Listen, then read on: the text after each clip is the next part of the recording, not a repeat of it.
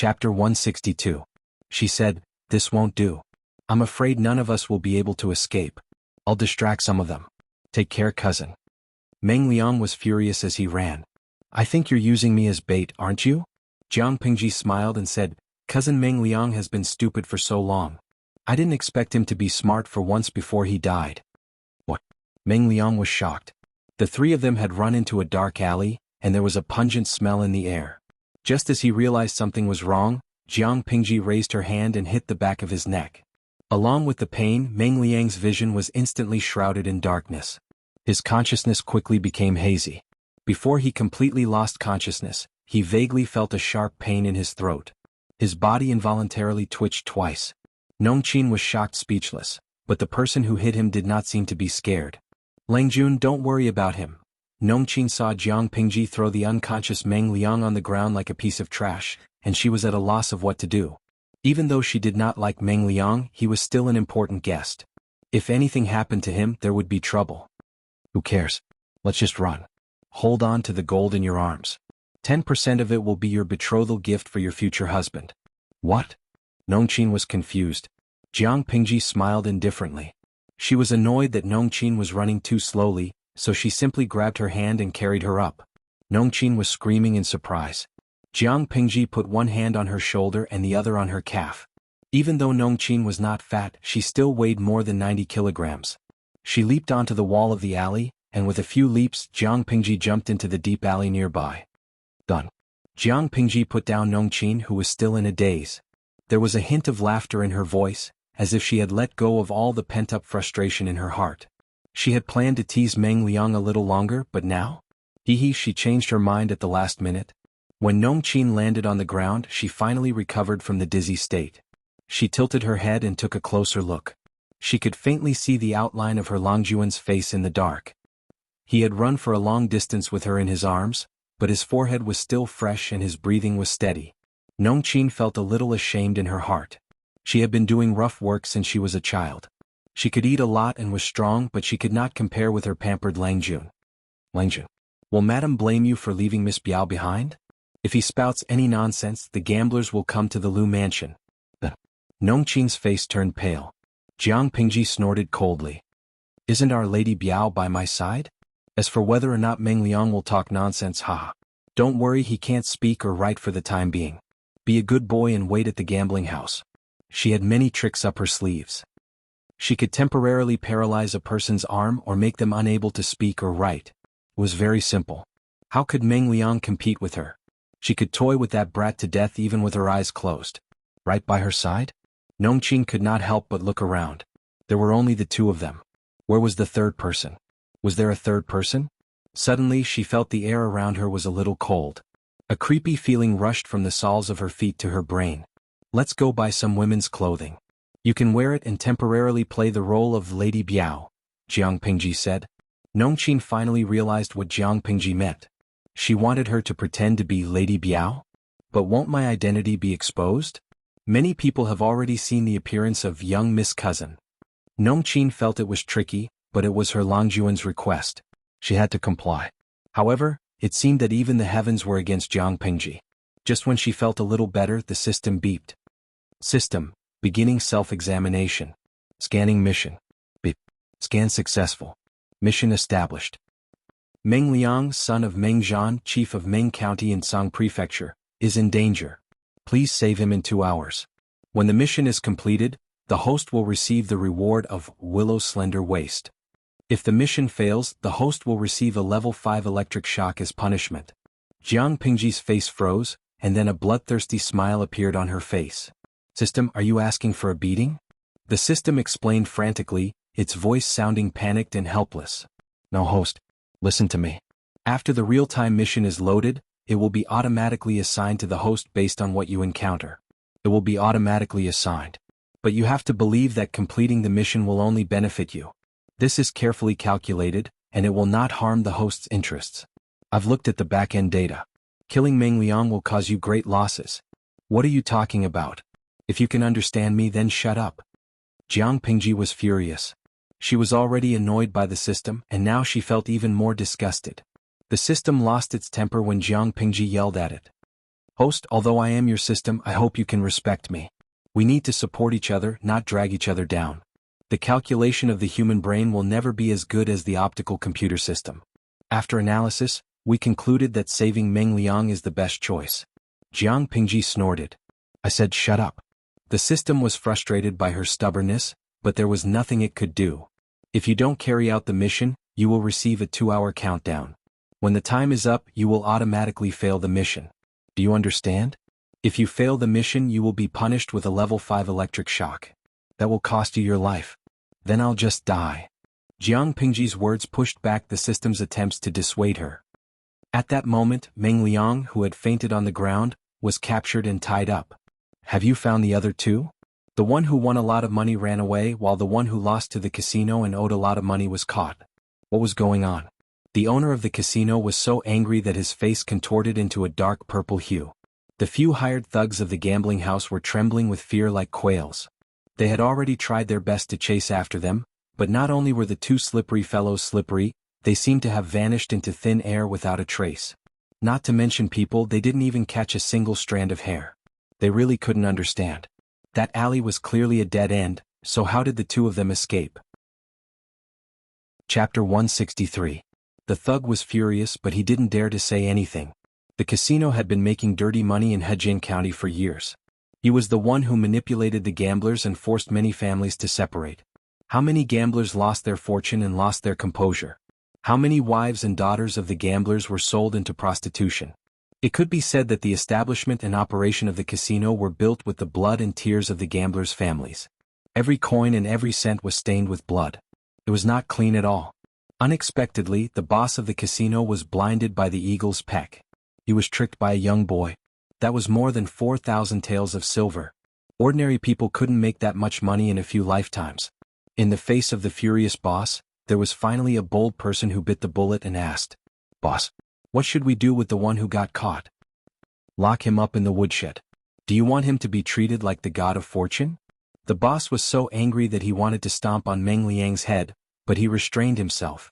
Somewhere else, Jiang Pingji took Nongqin to buy a set of women's clothing. Then she put on a thick bamboo hat to cover her face.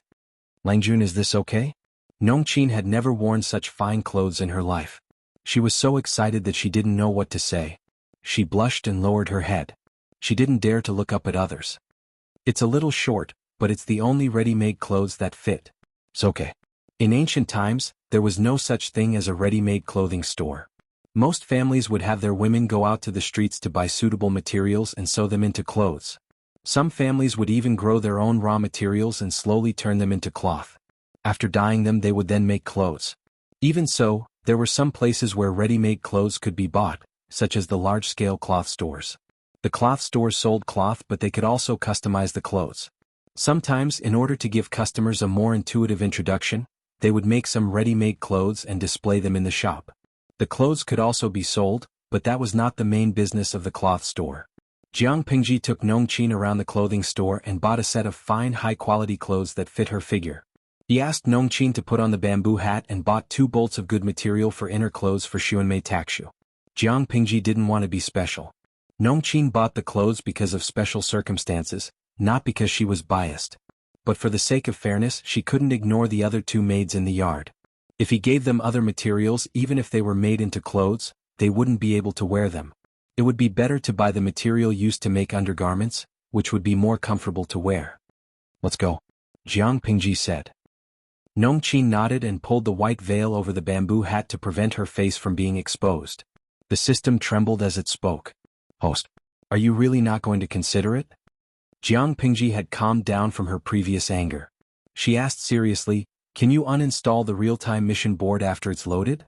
Don't give me these messy tasks, because even if you give them to me, I won't do them." The system said bitterly, "I'm sorry, host. The loading board can only be uninstalled after the next major upgrade."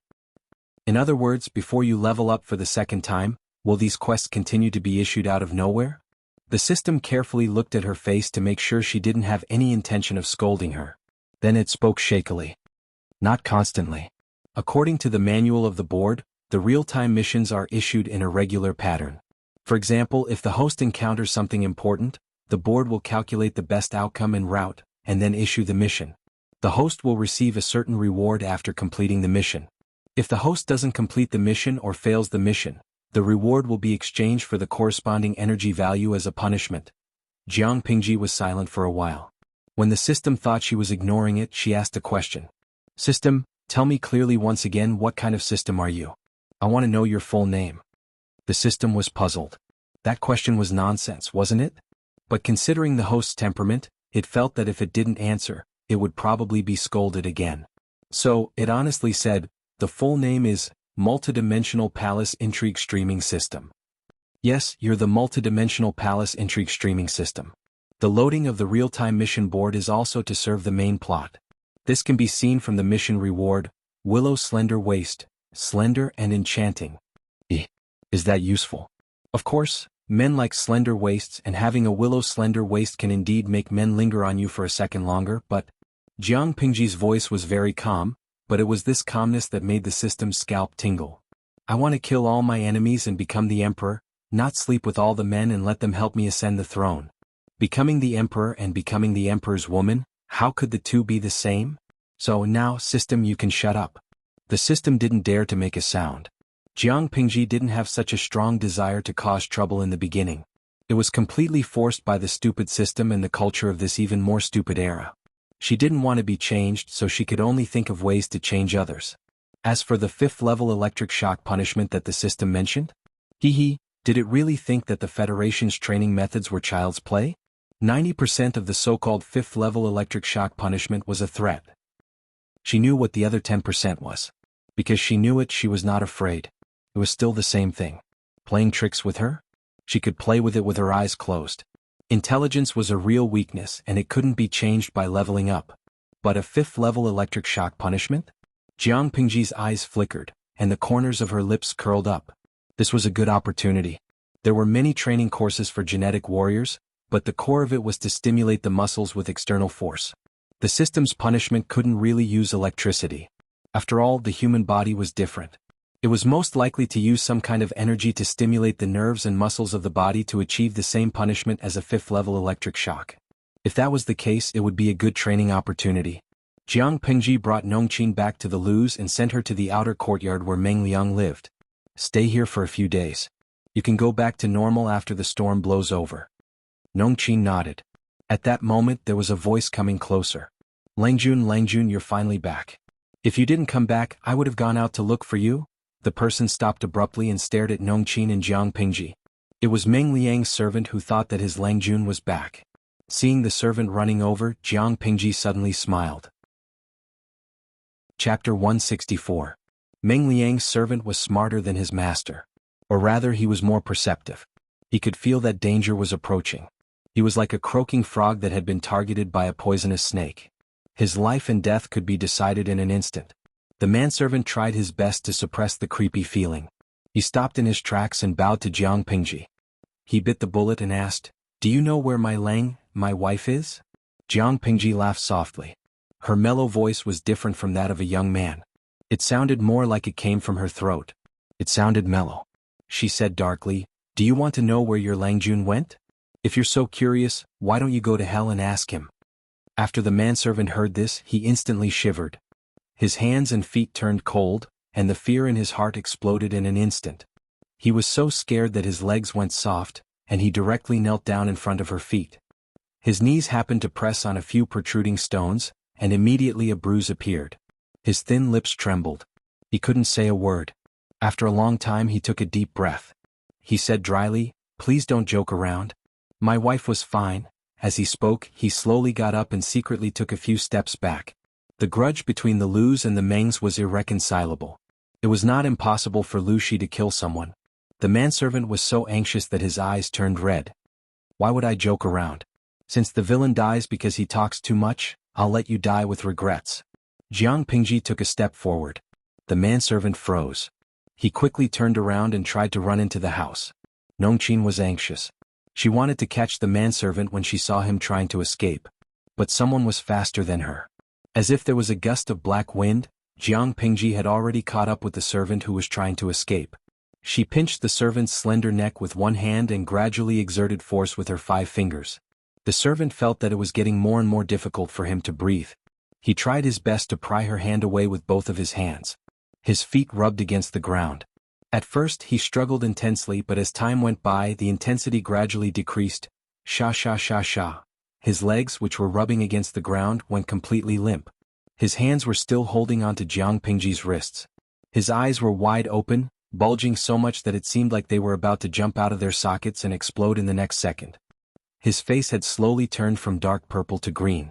Nongqin saw the servant struggling hard before he died. His eyes were almost popping out of his eye sockets. She was so nervous that her breath quickened. She felt like she had fallen into an ice cellar, as if the night wind around her was strangely cold. "Are you scared?" Nongqin stood rooted to the ground and heard Jiang Pingji's gentle question. She took a deep breath, and the trembling in her chest calmed down under the stimulation of the cold air. She bit the tip of her tongue and regained her senses. Her eyes were shining with determination. "Langjun, I'm afraid now, but I won't be afraid in the future. All right, go call the butler over and have him dispose of the corpse. For the next few days I will assign a few maids to you. Remember to take a few steps in front of people occasionally. Miss Biao, who came to the Luz 2 days ago, has never stepped out of this yard. Do you understand?" Nongqin nodded hard, as if she was trying to overcome the spreading fear in her heart. She thought the butler would panic when he saw the corpse, but she didn't expect him to be so calm. "His neck is twisted like this. How much strength did he use to hurt him?" The old butler guessed something from Nongqin's vague and mysterious description, so he came over with 2 confidants. With the light from the match, he saw the servant's completely twisted and sunken neck. He clicked his tongue. Nongqin was nervous. "Butler, this. Langjun heard a strange noise when he sent me here. I came over and saw this corpse. I don't know who did it. Someone suddenly died in the yard. What should we do?" The old butler snorted and waved his hand. The 2 confidants had already put the corpse into a black cloth bag. "We can't send him out secretly. Just throw him into the bucket of night incense so that others won't see it and misunderstand." Asking people to move the corpse out secretly was the stupidest thing to do. It was no different from burying one's head. The people living near the Luz were not ordinary people. No matter which door the corpse was moved out, it was impossible to guarantee that no one would see it. The old butler was experienced. He put the body in the bucket of night incense and sent it out. Who would be so bored to check it? Nongqin was a little scared, but seeing the old butler so calm, she felt a strange admiration and envy.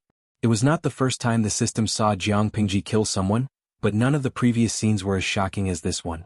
She killed the bandits in the village quickly and neatly. Almost all of them died in an instant, but she strangled the servant to death with her own hands. Her strength was so great that she directly crushed the neck bone. The system held back for a long time and asked without confidence, "How could you kill such a weak ordinary person?" Jiang Pingji said coldly, "I killed him to show you." The system was speechless. "When did I ever tell you that I won't kill people who don't even have the strength to truss a chicken?" That servant was as weak as a chicken, but it doesn't mean that he doesn't have the ability to do evil. There were more than 20 people who died directly or indirectly in his hands. More importantly, if he is alive, it will have an uncontrollable impact on the ending. So it's better to nip the risk in the bud. The system asked her in a low voice, "Okay, I don't care about that. But, what do you mean by killing him to show me? I don't know what your previous host was like, but I know one thing. Don't treat me like a clay figurine. System, you have done more than one thing to disgust me. I hope there won't be another mission like today." The system was speechless. As I said, this kind of real-time mission is issued randomly and automatically. I can't control it. If you don't want to do it, just say no. Anyway, if you don't want to do the mission, how can I force you?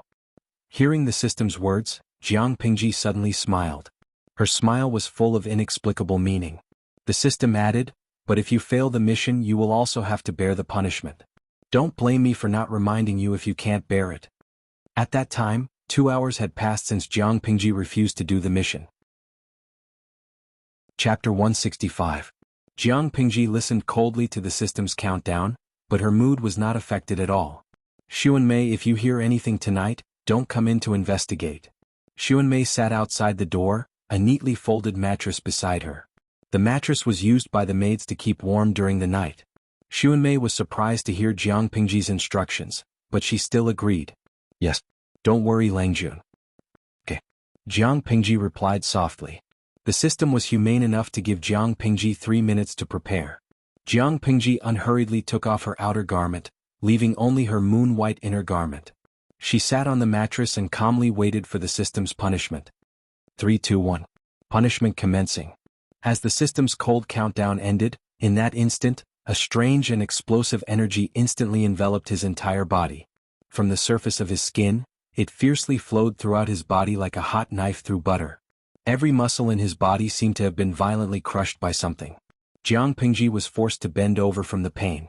She lay on the mattress making only a slight sound. As the explosive energy spread, her heart beat at an unimaginable speed, as if it was about to jump out of her throat. Her blood flowed faster and hot sweat flowed out of her pores. In less than 2 or 3 breaths, the place where she was lying actually became damp. The sweat on her back and shoulder blades had already soaked her clothes, and the excess sweat slid down her skin and dripped onto the bed. To be honest, the system's punishment was not on the same level as Jiang Pingji's previous training. In terms of cruelty, the system's punishment was at the most ordinary level, while the Federation's training was at the hellish level. Comparing the two, Jiang Pingji would rather go through the Federation's training once more. She had been careless and overestimated herself. She had forgotten that this body belonged to an ancient woman. Without any specific training, the ancient woman's performance in all aspects could only be described as low, let alone compared to her previous self. Lu Lanting's body would collapse under the same pain, but Jiang Pingji's previous body would not be affected. Even though Lu Lanting's body had an additional 31 points of fusion force, it was only enough to upgrade the body from a weakling to a burly man. In the end, it was still a normal person.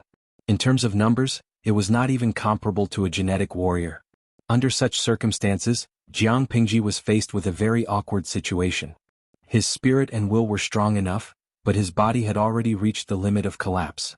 Her face was slightly twisted because of the pain, but the corners of her lips curled up into a twisted and strange smile, with a hint of mockery.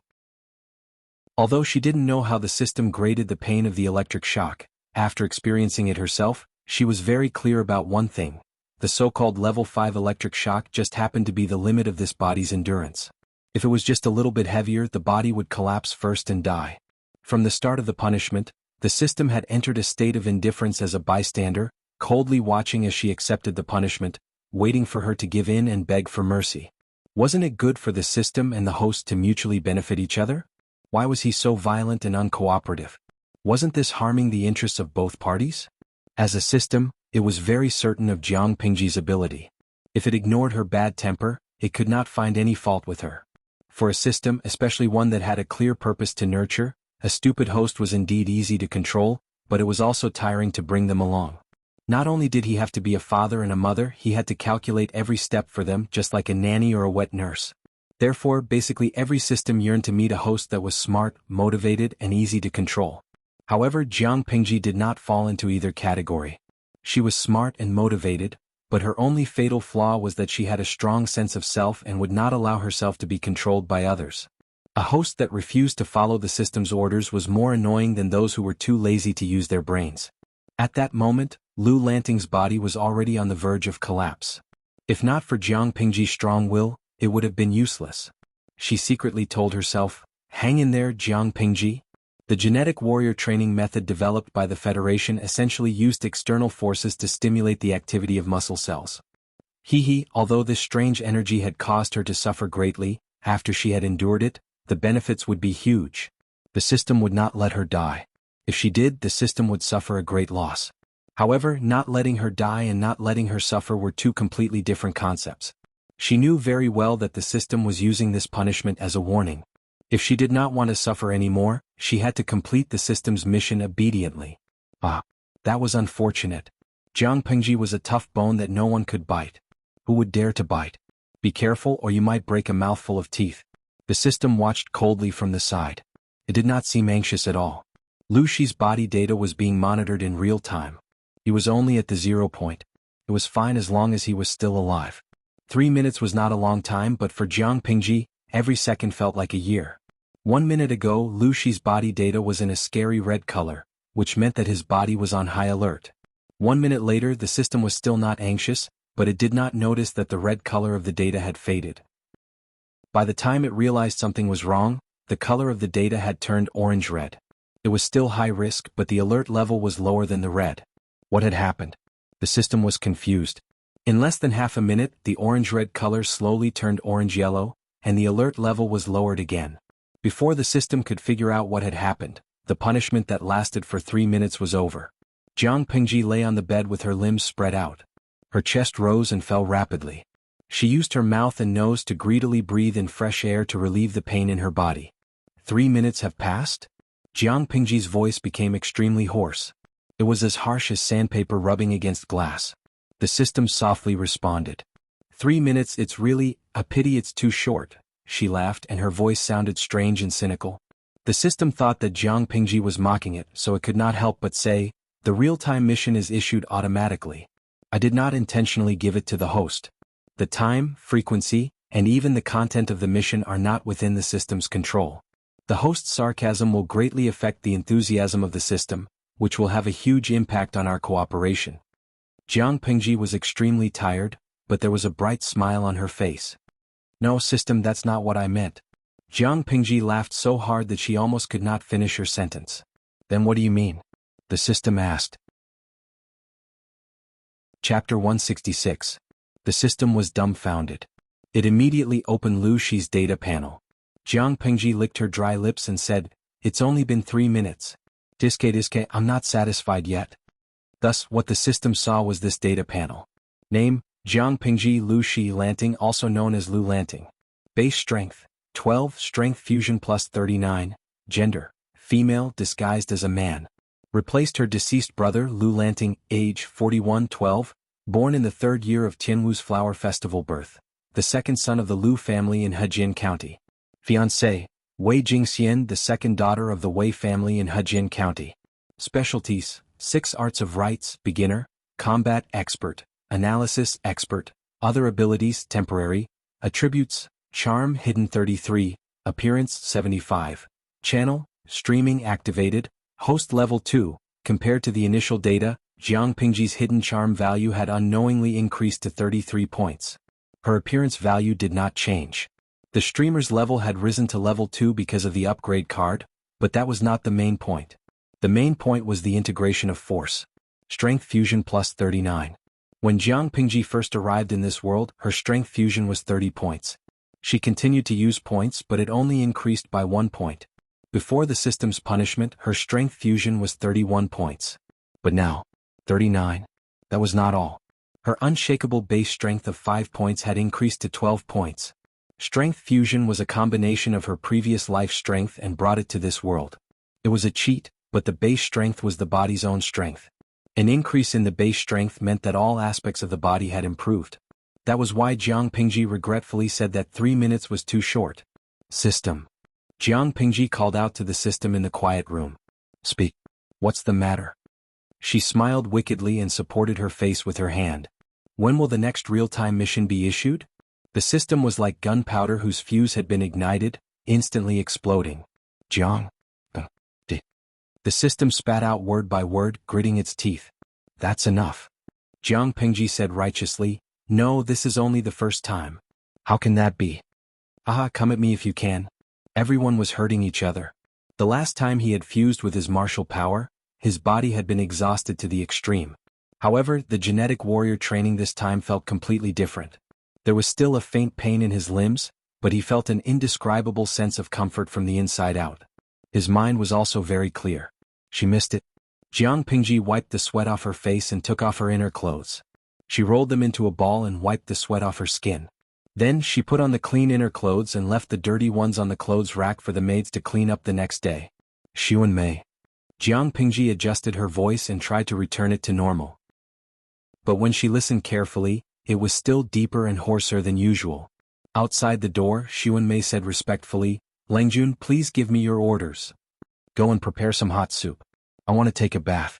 Remember to brew another pot of hot tea and change the bedding on the bed. Her whole body was covered in sweat, and her wet inner clothes stuck to her skin. If not for the charcoal brazier in the room, she would have shivered when the cold wind blew. Xuan Mei said, yes. After that, she heard some rustling sounds.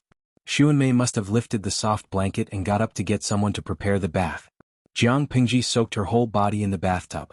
She tied her long hair into a bun and fixed it with a hairpin. Taksha did not work that night, so Xuan Mei was the one who helped Jiang Pingji bathe. I went out today and brought some toys for you and Takshu. I'll have someone send them to you tomorrow. Although the rules in the manor are strict, there is still room for flexibility. I know that girls like to dress up, so it's okay to embellish them a little. Xuanmei smiled gently. Langjun, that's very kind of you. After that, Xuanmei became a little absent-minded. She looked at Jiang Pingji with struggle and awkwardness. If you have something to say, say it. Don't keep it to yourself, she said. Xuanmei secretly bit her lips and said shyly, why haven't I seen the boy servant by your side these days? Jiang Pingji raised her eyebrows. She did not expect that Xuanmei still had not figured it out after so many days. Suku was not a man that Xuanmei could win over. They were not compatible. If they were forced to be together, it would only add to the resentment. She could force Suku to get close to Xuanmei, but what was the point? Anyway, Jiang Pingji would not do that. If Xuanmei had the ability, she could pursue him herself. If she succeeded and Suku was willing, she would be the matchmaker. Suku was sent out to do something else. He is not staying in the manor for now. Xuanmei was too embarrassed to continue asking after that answer. Her expression was a little more awkward than before. The next day, Jiang Pingji woke up feeling refreshed. She meditated for a while. Her 5 senses were much better than before. After breakfast, the servant reported that Qiguan Rang was visiting. What a rare guest. Jiang Pingji smiled and teased him. I thought that Mr. Wei would not come. According to Wenjing's temperament, he would not take the initiative to visit. Qiguan Rang was born in a poor family. Because he was of mixed blood, it was easy for others to despise him and curse him as a bastard. To reduce such humiliation, under normal circumstances, he would not take the initiative to visit his friends from the gentry clan to avoid attracting criticism. But at that moment he was not in the mood to respond to Jiang Pingji's teasing. As soon as he sat down, the first thing he said was, "Why did you act so impatiently?" Jiang Pingji was not surprised at all. It's a once-in-a-lifetime opportunity. Last night was a good opportunity. Not only could I get the Lu Manor out of this, but I could also trick Meng Liang. I also made a small fortune. Jiang Pingji smiled and her eyes curved. I guess what happened last night has spread far and wide. According to Meng Hun's ability, they will know about Meng Liang by the afternoon. Do you think we should wait for him tonight? Wait for him? Who was the rabbit? Needless to say, it was Meng Hun. How can you be sure it's tonight? Qiguan Rang asked. Jiang Pingji said, if not tonight, should we wait for a few days? Don't forget that when Meng Liang left Song Prefecture, he brought his entourage with him. If he did not think he was smart and dump his entourage, he would not be in this situation. Now the gambling house is saying that a kid named Meng Liang is causing trouble.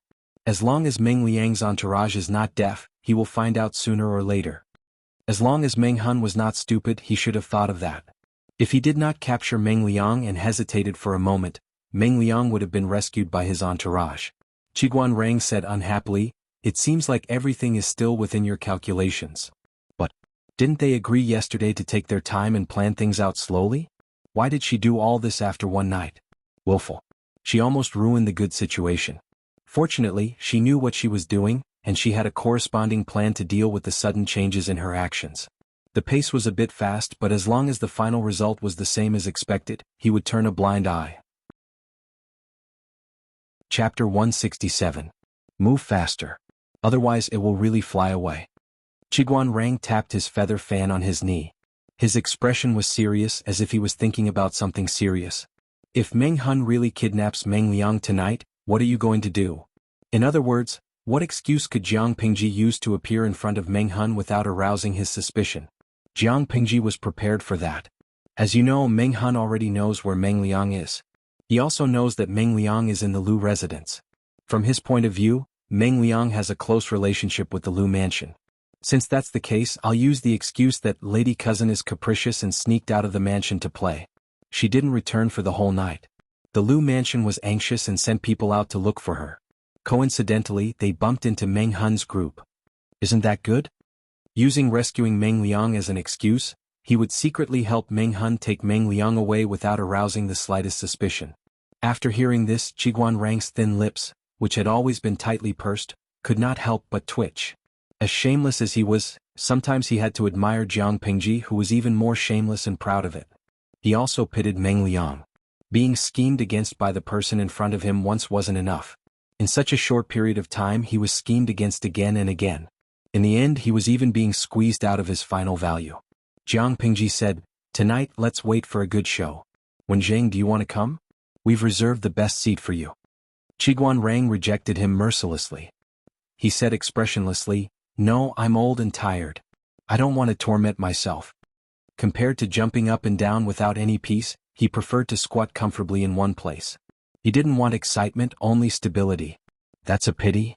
Jiang Pingji picked up the teacup and took a sip. She said to the system, "It's almost time. Start the semi-interactive streaming mission. The title remains the same. Just put, How to Kill Meng Liang Gracefully Without Wasting Time."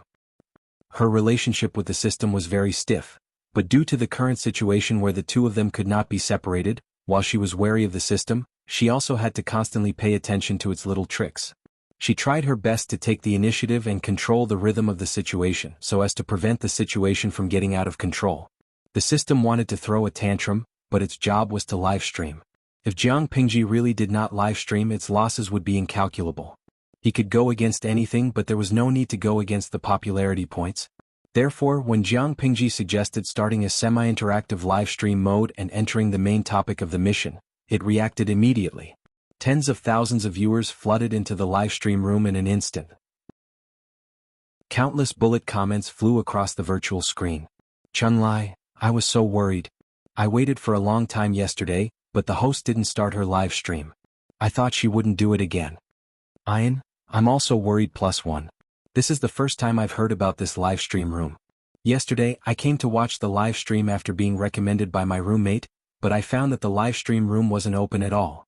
I thought something had happened to the host and she couldn't start the live stream." Dashu Xiaobing. Although I'm quite worried, considering the uniqueness of the host's live broadcast room, it's good enough that she can broadcast live. I really can't expect to broadcast live every day. Maybe the host encountered something and couldn't attend to the live broadcast. Some people expressed their worries and a small group of new viewers greeted them. The rest of the viewers were shocked by the title hanging in the live broadcast room. How to Kill Meng Liang Gracefully Without Wasting Time? There was a limit to the number of people in the live broadcast room, and there were many people queuing up to watch the live broadcast, so not everyone could keep up with the progress of the live broadcast. Who was Meng Liang? Many people were confused. Little fairy, who is this Meng Liang? Why did the host broadcast him to death? What kind of atrocious things did he do?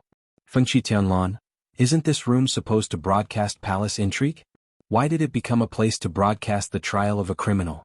If that's the case, it feels like I'm watching all kinds of novels about trials. How does the host plan to sentence him? Isn't it bloody? There were many new viewers who didn't know what was going on, but there were also many old viewers who had been paying attention to the live broadcast room and knew about Meng Liang. In response to the questions from the new viewers, they briefly explained Meng Liang's background and what he had done. For a moment, many sympathetic viewers said that the scumbag deserved to die. Of course, there were always people who liked to disagree. Librarian Auntie, even if Meng Liang did something wrong, the host doesn't have the right to kill him, does she? He broke the law, and as long as these things get out, he'll definitely be punished by the law.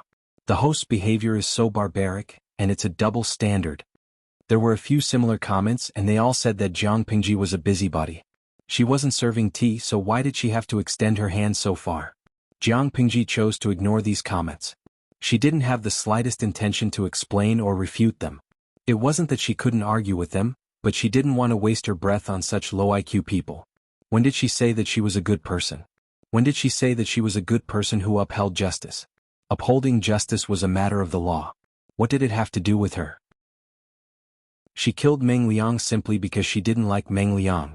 That brat had blocked her way and crossed her bottom line. Essentially, she was only doing it for her own benefit. Getting rid of a scumbag for the people was just a side benefit. In today's era, even if Meng Liang had done something even more outrageous, as long as the Meng family could bear the blame, no one could easily punish Meng Liang, let alone take his life. Even if Meng Liang had done something even worse, no one could easily punish him, let alone take his life. In an era where the law was unclear, the social classes were clearly defined, and the people were ignorant, the law was bullshit. Zhenjinda Jiangshan Ruhua. The streamer has no morals. If you want to find truth, kindness, and beauty here, don't come in. It hurts your eyes. Jiang Pingji had no intention of completing the task. Instead, she practiced her calligraphy for a while. She analyzed the current situation with Qiguan Rang and exchanged their opinions. There was no bloody scene at all as they had expected. Host V. The main content of the live stream starts at night. It's a dark and windy night, so it's time for the Easter egg. A string of 666666666 popped up on the bullet screen. Zhenjinda Jiangshan Ruhua. My streamer, you're amazing. You have such a long Easter egg, but I only want to see the main content. Ian. Read the main content plus 1 Chun Lai. Read the main content plus 2. No matter how many people asked for the main content, Jiang Pingji remained unmoved. In the blink of an eye, night fell. Jiang Pingji temporarily turned off the live stream and changed into a black outfit that was convenient for her to move around at night. She raised her hand and pulled the black mask over her face, covering most of her face. County Chief, do you think the news is true? Didn't you say that the bastard was hiding in the loos? The person who spoke was trembling, afraid that it was a trap for them. After all, Meng Liang had been crazy for a long time. Meng Liang has been hiding in the loos. We have nowhere to go. Meng Hun's eyes flashed with a hint of hatred. Whether it's true or not, we have to go. If we miss this opportunity, it'll be hard to take his life in the future. Someone else was worried. County Chief, what if it's a trap? Meng Hun snorted and casually said, Is Meng Liang that smart? Everyone was speechless. Chapter 168. Meng Liang was an idiot through and through, but he was so arrogant that he thought he was as talented as Wang Zhua. But who wouldn't know of his capabilities if they had even heard of his name? If they thought that Meng Liang had deliberately spread the rumor about the gambling house to trap them, it would be too much for Meng Liang's brain to handle. But someone next to him said anxiously, Didn't you say that the little bastard was hiding in the Lu mansion? The Lu mansion has been disgraced. In order not to be punished by the Mengs, they will definitely try to find him, right? Do you think it's possible that we won't find him? Meng Hun lowered his eyes and said, It's possible, so we have to be quick. Let's leave it to fate and luck. In order to catch Meng Liang, Meng Hun took a few healthy brothers down the mountain and disguised themselves as ordinary people to sneak into the city. They pretended to be gamblers and walked around the gambling house. With the excuse of going to the toilet, they got a rough idea of the internal structure of the gambling house. I heard that this gambling house often does immoral things. They lock the people they catch in the woodshed. If the little bastard is really here, he's probably locked in there too. This is the general structure of the gambling house, and the woodshed is here. The man who spoke was originally a scout, specializing in gathering information from the front line. Now he just wanted to get a feel of the gambling house, so it wasn't difficult for him. There are a lot of thugs in this gambling house. If we rush in and grab him, we might make a big deal out of it. It'll be hard to get out of the city tomorrow, someone suggested. One of them suggested, Then let's wait until nightfall and take advantage of the darkness to sneak over and capture them? Meng Hun nodded. Let's do that. Before we do it, we need to keep an eye on the front and back doors of the gambling house. As the sky darkened, the woodshed was shrouded in darkness. Everyone's vision was dim, and the air was filled with pungent dust. Meng Liang was tied up with a rough hemp rope. He lay on the ground and curled up into a small ball. His long eyelashes trembled along with his erratic breathing, and his eyebrows would occasionally furrow slightly. Coupled with the bruises on his face, he looked very pitiful. Even though people knew he was a man, they still couldn't help but look at him with love and sympathy. There were two thugs outside the woodshed. One of them was standing while the other was sitting. They were chatting casually, and the content of the conversation was related to Meng Liang. Hey, that kid is still stubborn and unwilling to confess? One of the thugs rubbed his arms to dispel the coldness of the night. He spat at the corner of the wall and said unhappily, What's the point of doing this? If the boss is angry, he can do anything. Another person said, Hey, it's not that the kid doesn't want to tell us. It was clear that there was something wrong with his throat.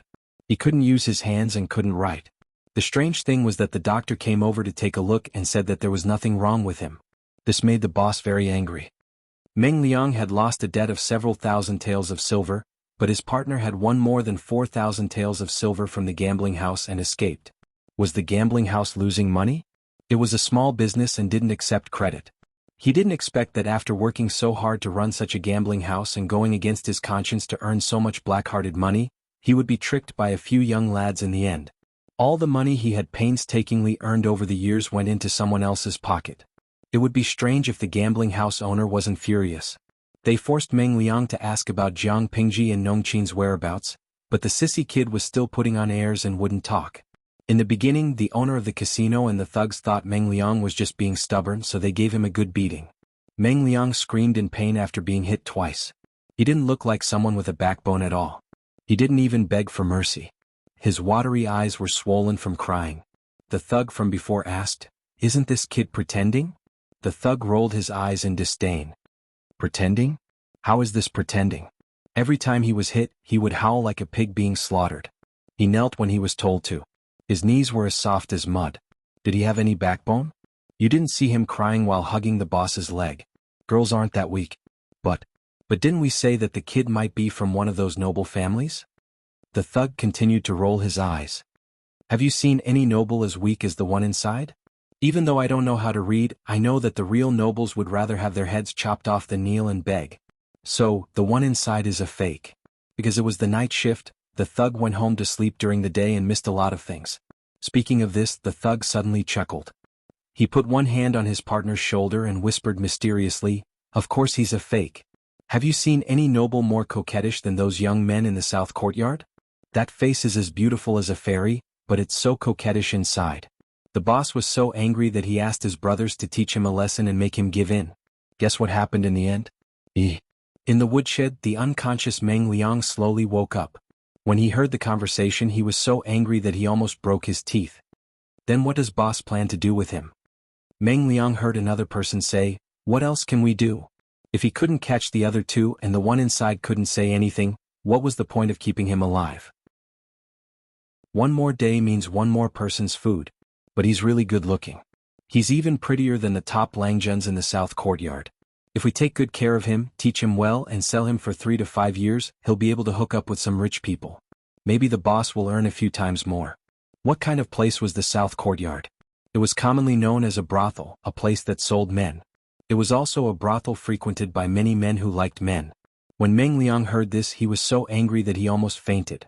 His heart was filled with anger and he tried to open his mouth to scream, but the sound that came out was a hoarse, "Ah." He angrily hit the ground with his elbow, his eyes blazing with hatred. Meng Liang hated those gangsters who had humiliated him, but he hated Lu Shi even more. The people in the casino didn't know what it meant to be kind to a woman. They slapped him several times to wake him up and then they tortured him. He tried to open his mouth to speak and scold these lowlifes, but his throat seemed to have been stolen. He couldn't say anything, as if he was born mute. What was worse was that he couldn't feel anything below his elbows, let alone pick up a pen to write.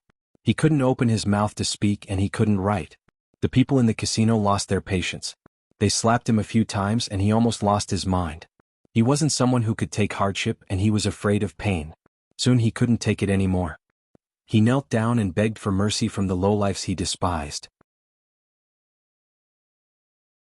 Chapter 169. Jiang Pingji was good at hiding. She was dressed in black and had a mask over her face. With the cover of the night, she had an easier time.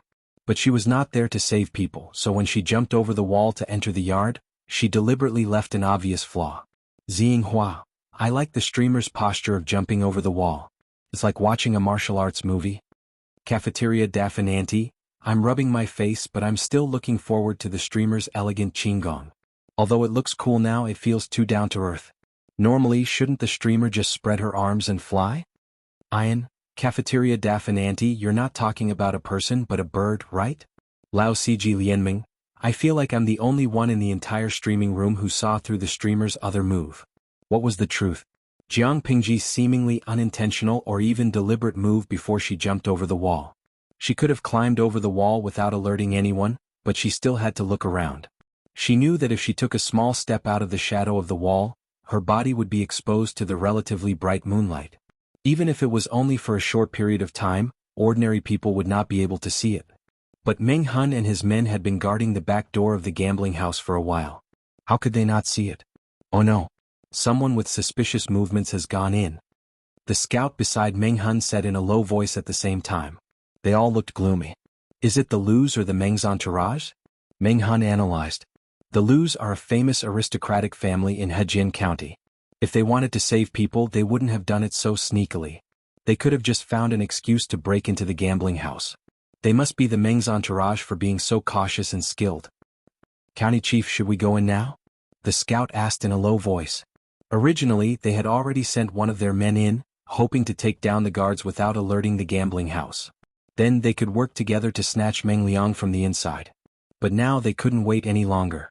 If they ran into the black shadow just now, wouldn't they have to fight? Meng Hun hated Meng Liang to the core, but he would not deny the ability of the Meng's army or the Meng's entourage. If they ran into each other, Meng Hun would lose another of his men. Thinking of this, Meng Hun waved his hand and said gloomily, "Let's go." Meng Hun was tall and sturdy. He could reach the edge of the wall just by raising his arm, so it was the easiest for him to climb over the wall. After running 2 steps, he quickly stepped on the wall with the tips of his feet and climbed up a few steps. He raised his hand to support himself on the edge of the wall and turned his body sideways to enter the wall in the most effortless way. The others also did the same, jumping in one after another without making any noise. Jiang Pingji was hidden in the dark. Seeing that they had all climbed in, her lips curled up under the black veil. The show had officially begun. Xinghua. #StarryEye, I'm a newbie in the live broadcast room. Who was the one who led the team to climb over the wall? Canteen Daffin Auntie, although I'm a veteran, I still don't know who he is. Lao Cg Lianming, I've sorted out the content of the host's live stream, the people she met, and the things she experienced. I've made a rough relationship table. According to the plot, that person should be the unlucky captain. Yin, captain? The unlucky guy who was cuckolded by Meng Liang and lived on the Huluan beer grassland? Lao Cg Lianming, according to my analysis, this is the most likely person. But we can't rule out the possibility that the host hooked up with a newbie when she wasn't streaming yesterday. If that's the case, that person's identity is a mystery. Meng Hun and the others soon noticed that something was wrong. The place was too quiet. His nerves were taut, and an ominous premonition surged in his heart. Could it be that Meng Liang had really been enlightened? Was he trying to lure them over so that he could kill them all at once? Just as Meng Hun was hesitating and preparing for the worst, 2 strange objects caught his attention. They were hiding in the dark where the human eye could easily miss them. The shadows were heavy and hard to spot. He's still alive, but the back of his neck was hit hard. He won't wake up for a while. The scout received Meng Hun's signal and went forward to investigate. He found that the 2 objects were not objects at all. They were 2 thugs from the gambling house. The skin on the back of the neck was bruised, which showed how strong the attacker was. If the attacker had been any stronger, they would have been dead. Meng Hun said, "Let's go." The place where the thugs were supposed to be standing guard was empty. Then where did they go? Meng Hun found a few thugs who had been knocked out and thrown into the dark. He was shocked. He had run into a master. The marks are the same and the speed is very fast. It seems to be the work of the same person. These thugs didn't even have time to react before they were knocked out. The scout said with pity. Such a talent, but he is working for the Mengs. If it was the Mengs in the Xia dynasty during the reign of Duke Meng, it would be worthy of admiration. But the Mengs now? His loyalty was all for a dog. The county captain was willing to sacrifice his life for the Mengs, but how did the Mengs repay him? They allowed Meng Liang, the bastard, to kill the county captain's wife and daughter. Meng Zhan, the bastard who gave birth to Meng Liang, was not human either. As a father, his son had made a huge mistake.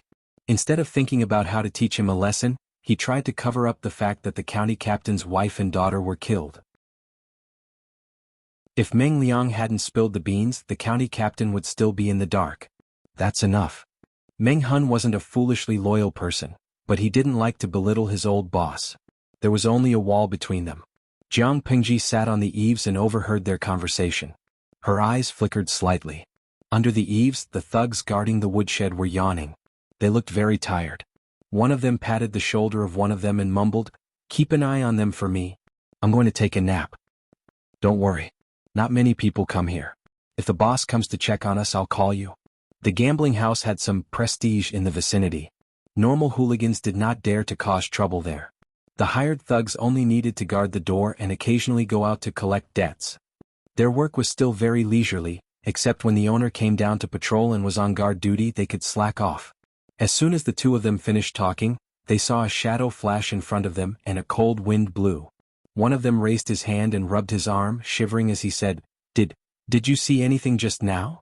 The other man's teeth were chattering as he stuttered, You also saw a shadow?" Chapter 170. They didn't have to be afraid of ghosts knocking on their door if they didn't do anything shameful. But did they dare to promise that they hadn't done anything shameful? Instead of saying that they saw a ghost, it was more accurate to say that there was a ghost living in their hearts. While they were panicking, the back of their necks suddenly suffered an unspeakable blow. In the next second the pain spread throughout their bodies. Their eyes were filled with darkness. Before they could open their mouths, their eyelids felt as heavy as lead. It was as if the world had been turned upside down. Before they could even realize that they were dizzy, their consciousness had already sunk into darkness. Thud, thud. It was the dull sound of a heavy object falling to the ground. Jiang Pingji was hanging upside down on the eaves. She used strength from her waist to climb up the eaves. She loosened her legs and landed easily. Jiang Pingji kicked the two unconscious thugs to the side. She skillfully removed all the door handles from the door. She pushed the wooden door open and clearly saw Meng Liang curled up on the ground. Meng Liang was also awake, but the anxiety and fear in his heart had reached its peak. When the wooden door was opened, the cold wind from outside poured in. His skin shivered and he had goosebumps. With the dim moonlight outside, Meng Liang could barely see the figure of the person. He was delighted, thinking that it was his entourage who had come to rescue him. He regained his usual arrogance and showed an angry face to Jiang Pingji. Although he could only make vague, sounds, it was obvious from his angry tone that the words he wanted to say were not pleasant to the ear. Jiang Pingji's eyes showed concern. She was not angry at Meng Liang's attitude at all. Just as she was about to go forward and untie the ropes on his hands and feet, a gust of cold wind blew behind her. The audience in the streaming room all screamed.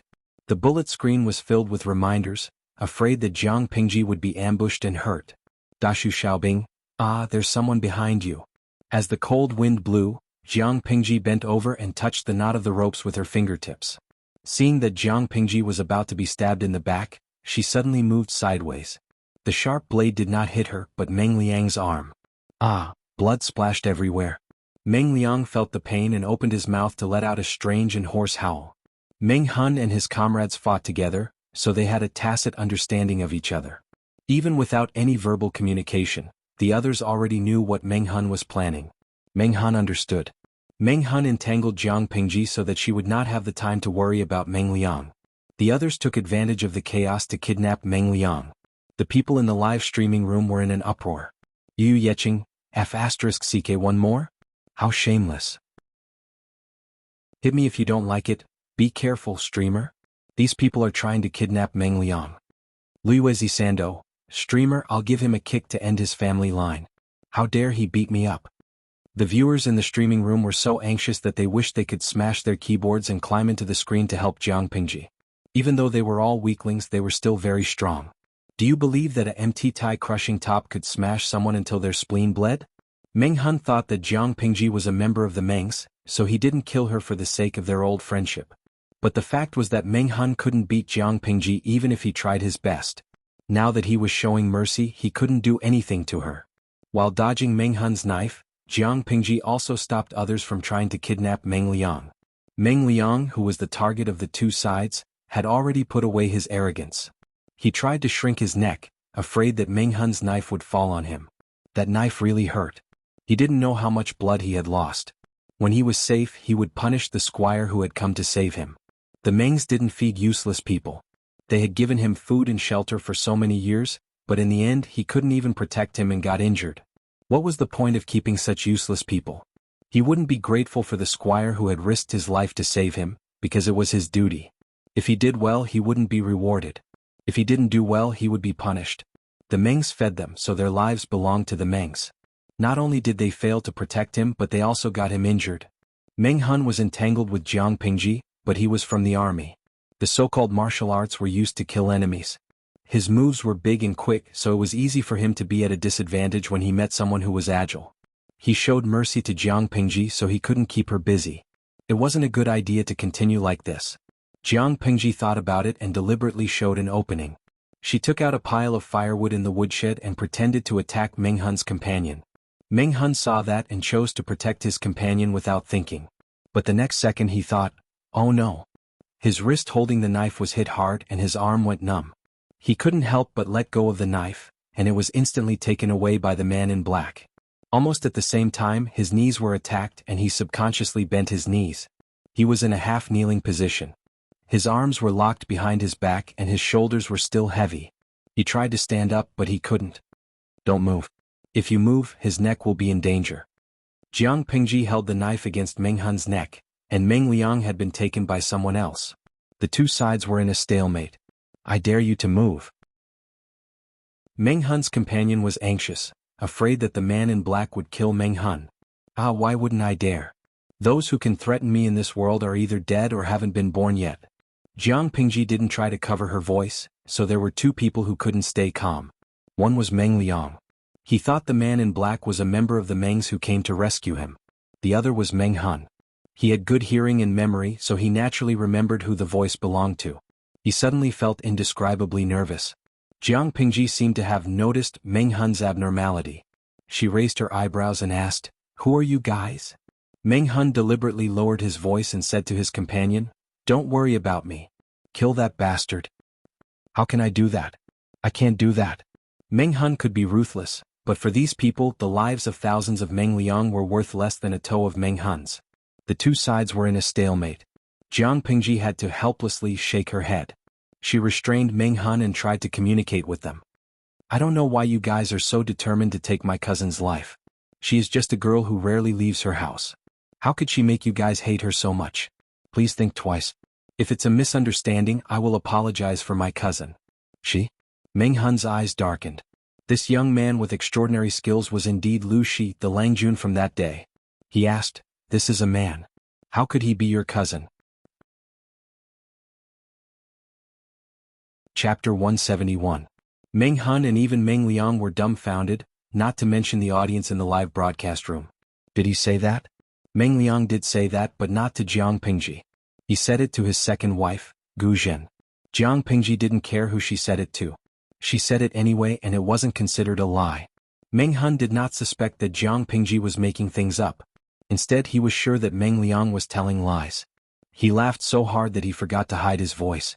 "You are a living Buddha. How could you be blinded by such a villain?" Jiang Pingji suddenly remembered something when she heard the familiar voice. She turned Meng Hun's face to take a closer look. Then she showed an angry expression. She asked in a low voice, "How could it be you?" Meng Hun did not answer. Instead he asked, "How did this bastard frame me? Why would I want to frame him? And what would I use to frame Meng Liang? Wasn't this bastard responsible for the death of my wife and daughter? How dare he lie to me?" Jiang Pingji looked at Meng Liang coldly and then at Meng Hun, who was full of hatred. She was hesitant. At this moment, a series of footsteps came from outside. Everyone in the woodshed tensed up. Jiang Pingji had no choice but to take a deep breath and say in a stiff voice, "We can't stay here for long. Let's go somewhere else." Even so, she did not let go of the knife that was pointed at Meng Hun's neck. Meng Hun's subordinates did not dare to act rashly. Meng Liang's brain was not good, but his intuition was not bad. Whether it was Meng Hun on the left, who had killed his wife and daughter, or Lu Shi on the right, who had deliberately set him up and humiliated him in the gambling house, both of them were black-hearted and had no good intentions towards him. Unfortunately, he could not speak or write. Otherwise, he would have seen through Lu Shi's disguise. "It's safe here. No one will come to disturb us for the time being. Now you have enough time to tell me the truth. I hate lies and betrayals." Her voice was cold as she said to Meng Hun, "Previously, I thought you were a desperate refugee who had to leave your homeland. Now that I think about it, it was just a trick you set up to get close to me and extract information, right?" Jiang Pingji hadn't streamed yesterday, so the viewers in the streaming room didn't know how good her acting skills were. They comforted her one after another. "Ian, host, don't cry. Don't be sad. This stinky man is too cunning. Cafeteria Daffin Auntie, poor streamer. She's been cheated. I feel like I've been Ked. So I don't feel bad. Xian, yeah, don't feel bad. We will support you. Let this person go to hell." Apart from the naive audience and the newbies who didn't understand the situation, there was another group of people who had a different attitude. "Lao Ciji Lianming, I'll bet one spicy stick that the streamer is cheating us. Nongfu Shanquan Yudiangshuan, life is like a drama. It all depends on acting skills. After the last time, I no longer believe in the host's integrity." The audience in the live broadcast room was impressed. One by one they scratched their ears and cheeks. Some of them had seen through the truth, but most of them still sympathized with the streamer. Jiang Pingji accepted the sympathy generously, but she still had to show off her acting skills. Meng Hun pursed his lips and cupped his hands at her. "It's my fault. I wasn't honest with you. But this matter concerns the lives of my comrades, so I have to hide it. It doesn't matter if I die, but I'm afraid I won't be able to kill the enemy." Jiang Pingji loosened her grip on Meng Hun's neck. Meng Hun felt it and sighed in his heart. Lu Shi's Langjun was good at martial arts, but he was kind and soft-hearted. It was too easy for him to be taken advantage of. Jiang Pingji didn't seem to notice the change in Meng Hun's expression. She asked sternly, "You said my cousin." "No, my cousin was deceiving me." "What's going on? Didn't you cause the war in Meng County in Song Prefecture?" "The war spread and many people suffered because of it." Meng Hun felt a pain in his heart. Jiang Pingji had evoked the worst memory in his heart. He didn't think too much at that time because he wanted to avenge his wife and daughter. He brought his brothers to rebel against the Mengs and burned down the county governor's manor. But he didn't expect the Mengs to be so short-sighted that they used the Mengs' army just to catch them. Meng Liang's evil deeds and the Mengs' exploitation of the common people had already caused a lot of resentment among the people. The Mengs' army exploited the merchants and the common people in the name of searching for Meng Hun and the others. It was called a search, but it was actually to loot the property of the innocent people and take their wives and daughters. The Mengs' army was no longer a famous and courageous army in the Xia dynasty. They were just a bunch of ruffians. Meng Hun rebelled against the Mengs. That was the fuse, but the real cause of the chaos in Meng County was the Mengs' army itself. But no matter what, the cause was Meng Hun. His lips trembled. "Although I don't know what kind of flowery words this bastard used to deceive you, I'm not a treacherous person. I've never done anything wrong to the Mengs, nor have I done anything wrong to the people of Meng County." Jiang Pingji's eyes wandered between Meng Liang and Meng Hun. Her eyes flickered as if she was thinking about whether their words were true or not. The others had heard about Jiang Pingji from Meng Hun, so they had a good impression of her. They did not act rashly. Jiang Pingji said, "If that's the case, why don't you tell me the truth from the beginning?" Meng Hun secretly heaved a sigh of relief. He knew that there was still room for negotiation. Not only was the young Langjun in front of him kind, but he could also tell right from wrong. "I'll have to start from a few months ago." Meng Hun took a deep breath and tried to calm himself down. Otherwise he was afraid that he would strangle Meng Liang. He had his own plans.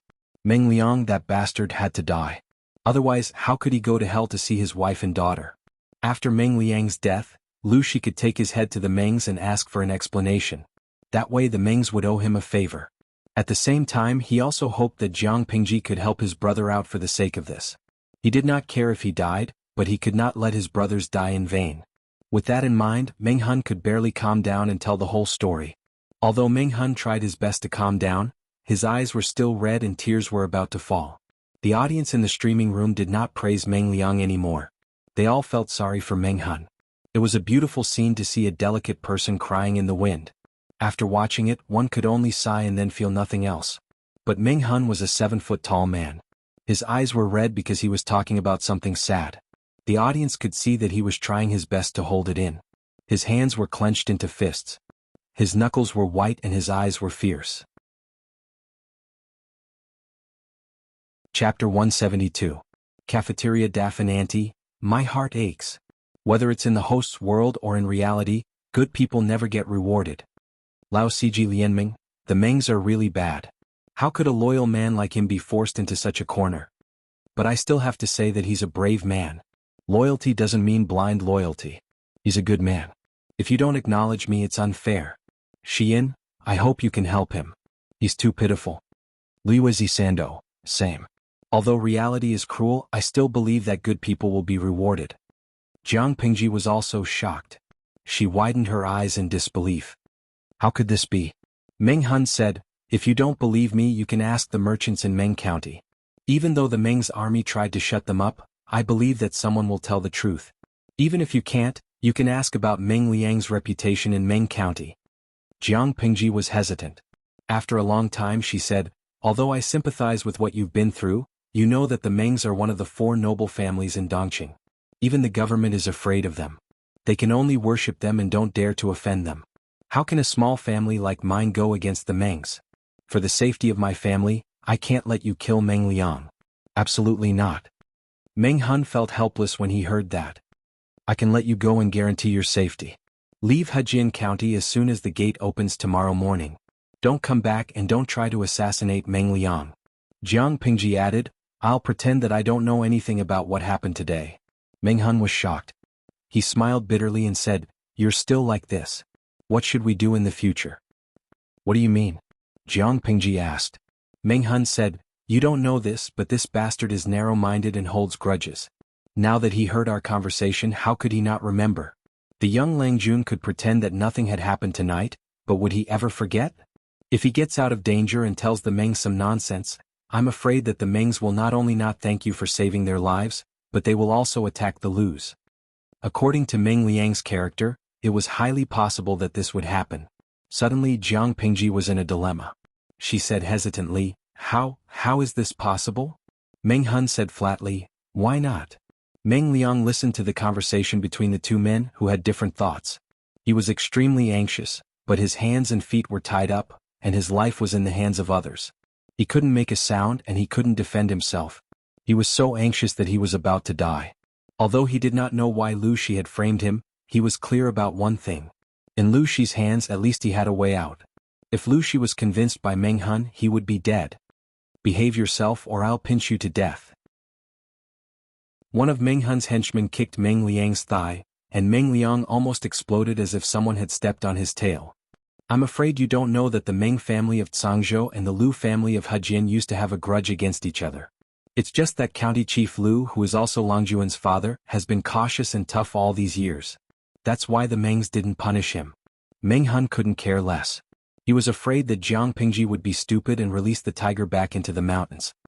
The first lady of your family used to be the matriarch of the Mengs. What?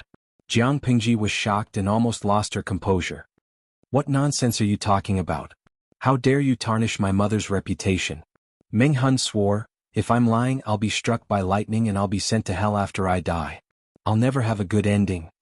Jiang Pingji calmed down a little after hearing that. She continued to ask, well, I'd like to hear what you have to say. Although Meng Hun hated Meng Liang, he didn't like to add fuel to the fire or take advantage of the situation. He just calmly told what he knew. If I remember correctly, the first lady of your family was the daughter of a concubine from the Gu family of Langya. She married Meng Zhan many years ago, but Meng Zhan spoiled his wife and neglected his concubine. He suspected that the first lady had an affair with another man, so he humiliated the first lady. He even beat and scolded the first lady's eldest son. Then they divorced and a few years later, the first lady remarried County Chief Lu. No matter what kind of man he was, if the woman he abandoned found another man, he would definitely feel uncomfortable. Meng Zhan was even more narrow-minded. Meng Hun had been his guard for many years, so he often heard him curse after drinking. Meng Zhan still holds a grudge against the first lady's remarriage. If I let Meng Liang go back and say that I rebelled against the Mengs and was manipulated by the Lus, think about it. What will happen? Will the Mengs let go of your family? Although Meng Hun was an uncouth man, he was also meticulous and more meticulous than the average martial artist. He was also more rational. Jiang Pingji seemed to be persuaded by Meng Hun's words. She rubbed her eyebrows tiredly and asked, then what do you think we should do? Meng Hun made up his mind. He knelt down and kowtowed to her. Meng Liang must die. He's an ungrateful bastard. If we let him live, he'll bring disaster to you. If that's the case, I have a presumptuous request. I hope you can agree to it. Jiang Pingji moved sideways and helped Meng Hun up. You're a man. How can you kneel just because you want to? Get up. Meng Hun's subordinates wanted to step forward, but Meng Hun refused. He looked stubborn. Since my wife and daughter died, I've been living on hatred. Even if I fall into hell and never reincarnate, I'll drag this little bastard down with me. You're kind and I don't want to make things difficult for you. I just hope you can let me go and let me kill this bastard to avenge my wife and daughter. Then you can blame Meng Liang's death on me? Jiang Pingji's heart ached. She was about to stop him, but Meng Hun stubbornly interrupted her. You have nothing to do with the bastard's death. Then you can cut off my head. That way you'll be able to explain yourself. I'm not afraid of death. I just hope you can have mercy on me and take care of my brothers after I die. After he finished, he kowtowed to her. His forehead hit the ground hard and made a sound that made people tremble. Jiang Pingji had planned all of that. Otherwise, why would she say she was evil? But after experiencing it, it was a different feeling. People with a sincere heart were often able to move people's hearts, including Jiang Pingji. She helped Meng Hun up with an irresistible force. Chapter 173. Meng Hun was elated. Did that mean she agreed? However, Jiang Pingji changed the topic. But are you really willing to sacrifice your life for someone like that? Meng Hun smiled bitterly. Do you know what it means to value a human life? My life is worthless. but it's worth it if it can be exchanged for Meng Liang's life. There are many people in Ming County who want him dead, but they don't even know where he is, let alone kill him to avenge their loved ones.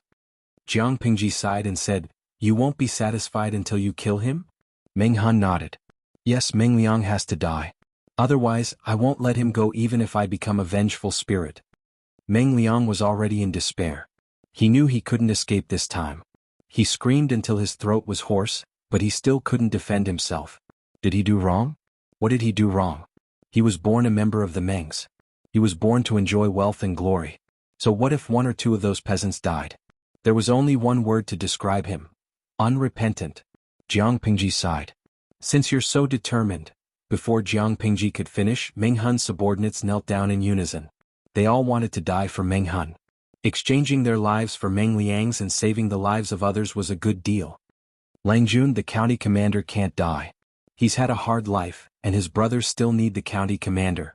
Let me be the one to die. I have no parents, no family, no wife, and no one to drag me down. If I die, I die. Don't listen to him. If he wants to die, I'll do it. No one can fight me. The viewers in the live streaming room were touched. If it were any of them, they wouldn't be willing to die for someone else, especially when that person was not even related to them. Lao Siji Lianming, these people in the ancient times. Although they look stupid and ridiculous from a modern point of view, they have a lot of sincerity that modern people don't have. It's not just an empty saying that a gentleman will die for his bosom friend. Nongfu Shangquan Yudiangshuan, I'm starting to hate the streamer. I feel like she's really sincere with her hypocrisy. Deheo de Guatzi, I'm starting to hate her too. She's too cold. Shenghejia prawn skin. Indifference +1. Even if the Nongfu spring is a little dangerous, viewer didn't mean to cause trouble, the viewers in the live streaming room were affected. Some people hated it and felt disgusted, but naturally there were also people who liked this style. Hit me if you don't agree, the streamer has no morals. Who said she is a good person? Now you know she's cold? Zhen's Jiangshan is as picturesque. Indifference is the host's normal style, right? I'm more inclined to be rational than indifferent. Only such a person could live well in any environment. She wouldn't bring trouble to her companions, but it would be bad luck to go against her. Wan, shut up. Go if you can. Did the host say that she was the representative of truth, kindness, and beauty? Ye Qingzhou, although that's the case, Nongfu Shangquan is a little worried. He's not wrong. The streamer is indeed sincere in plotting against others with hypocrisy. But I think that as long as she treats the county chief well, unlike Meng Zhan, it's good enough. Everyone felt a little disgusted. They had to admit that they all hated the kind Virgin Mary who had no principles. But when faced with some things, they hoped to see the kind and beautiful side. Whoever was a little bit cold would be scolded. Jiang Pingji, the streamer, was the same. What she did was not what the public expected. Naturally, it would cause others to hate her. Lao Siji Lianming, Tisk Tiske. If you want to see a pure and untainted white lotus, go watch TV shows instead of watching the live streaming. Do any of you remember that the streamer wanted to do something big? Since ancient times, the winner takes all. That path was either to reach the top or to die. How painful would it be for a kind white lotus to fight for the world? If she didn't use force and intelligence to convince people, and didn't use schemes to trick people, was she supposed to rely on her gentleness to make people feel comfortable? Tsuke, if that was the case, it would be better to go see the hot girls in Japan. There were close-ups in high definition and it would be disgusting. As for the streamer, she was flat-chested and had no figure. The bullet screen in the live streaming room didn't affect Jiang Pingji. It wasn't that she didn't see it, but she didn't think it was necessary to care or explain. She did her own thing and didn't care what others said. Her ears were filled with the voices of those people fighting for their lives. One of them even wanted to commit suicide. What are you doing? Jiang Pingji quickly grabbed the dagger from the man's hand and threw the weapon far away. She hated suicides the most. No matter what the original intention was, suicide was an act of cowardice. Get up, all of you. I have a way to deal with this. It's shameful for a man to fight for his life. Jiang Pingji said angrily. Her face was also angry. Obviously she was really angry. The man who wanted to commit suicide was watched closely by everyone to prevent him from doing something stupid again. They didn't care about the reprimand in Jiang Pingji's tone. Their focus was on the first sentence. She said angrily, I'm not doing this to save you, nor is it for anything else. I just want to protect my clan and retreat from this disaster. I don't care if you want to live or die. If you want to die, don't die in front of me. Before Meng Hun could speak, Meng Hun's comrade asked, "Do you have any good ideas, Lang Jun?" "It's not a good idea, but it's better than what you're doing," Jiang Pingji said harshly. "Meng Liang's behavior can't be left alive. I can hand him over to you. You can do whatever you want with him. But it's not that easy to protect all of you." The man said again. "Lang Jun, we're listening. We'll do it no matter how hard it is." Meng Hun couldn't say anything. He was also the focus of his comrades' attention. They didn't want him to commit suicide. "First of all, you have to bear the crime of kidnapping and killing Meng Liang." The man made a sound of doubt and said blankly, "We should have killed him. Why would anyone fight for the crime?" Jiang Pingji was speechless. "To be honest, young man, you're kind of cute." She ignored the young man's words and continued, "The Mengs won't give up after hearing the news." Meng Hun had something to say. "Meng Zhan has always been suspicious of the first Langjuan's bloodline. He doesn't recognize him. He has hinted many times that he wants Meng Liang to inherit the clan. If Meng Liang dies, the first Langjun will be the heir of the Mengs. Meng Zhan doesn't want that to happen. If Meng Liang died, Meng Zhan might really explode." Chapter 174. Meng Hun listened carefully, but in the end he still didn't understand what she meant. Jiang Pingji continued to speak tirelessly. "I'm afraid you don't know that because of the drought in the surrounding counties, many people have no choice but to become bandits and hide in the deep mountains near Hejian County. In recent days, bandits have been raiding houses more frequently. If there's a riot, the people will definitely be uneasy." Meng Hun vaguely understood and asked, "Lang Jun, are you worried that the people will be in chaos and the bandits will take the opportunity to rebel?" She nodded, but then slowly shook her head. "You're only half right. You haven't mentioned the other half, the most important part." Meng Hun didn't understand. He was just a crude person. Even if he was meticulous, his brain couldn't compare to those black-hearted people. If the people's hearts are in chaos, how do you think they will react? Jiang Pingji guided him until a look of realization appeared on his face. Then she continued, "Food is the most important thing to the people. No matter when or where, filling their stomachs is the most important thing for the people." However, it had only been a month since the spring plowing had ended. If news of this matter were to spread, they would have to wait for the summer planting, and it would be far from the autumn harvest. The farmers spent more than half of their harvest last year. What do you think will happen if someone deliberately spreads rumors, such as that the army will spread to Hejian County? Meng Hun's mouth and tongue were dry as if there was a fire burning in his throat. He said with some uncertainty, "If that's the case, the people will definitely rush to buy rice to prevent the war from spreading. When the time comes, they won't have enough to eat, and the rice merchants will naturally take advantage of the situation to raise the price and make a fortune." When he left Meng County, the price of rice had already soared to 5 to 6 times the usual price. Even with such a high price, the demand was still not enough. It was easy to imagine how the profit-seeking merchants would make use of this opportunity to make a fortune. The price of grain could soar from 5 to 6 times the original price to more than 10 times, or even dozens of times. More than that. You seem to have forgotten how many bandits there are around Hejian County. They don't have food, so they rely on robbing and robbing to survive. How are they going to survive when the war broke out? It's impossible for us to buy from the rice merchants. We can only rob the commoners. Hearing this, Meng Hun was completely stunned. He was also born in poverty and had tasted hunger before. He had even seen people who were so hungry that they dug up grass and tree roots to eat. If he couldn't even dig up grass or tree roots, he would go and eat something called guanine clay, causing his stomach to become as big as a bucket and causing him to explode to death. Even worse, they would steal other people's children. If someone starved to death, their corpse would be eaten by others instead of being buried.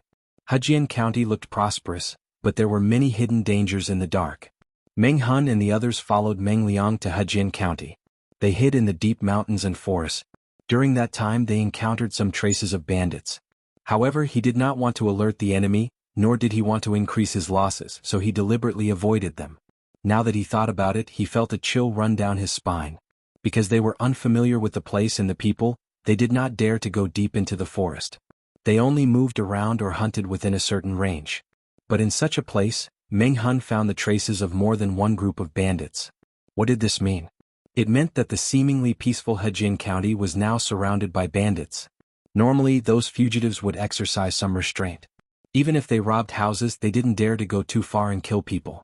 But if there was a civil war in Meng County, Song Prefecture, what would those bandits do? They needed to survive, they needed food, and they needed to make a fortune during the chaos. Whenever there was a civil war, the government would not be able to control them. If that happened, would they still behave themselves like they usually did? Meng Hun did not know what the butterfly effect was, but he knew that if Hejin County became like that, he had a lot to do with it. For a moment, he seemed to be speechless and could not say a word. The other subordinates also fell into silence. They all came from poor families and had suffered a lot. How could they not understand?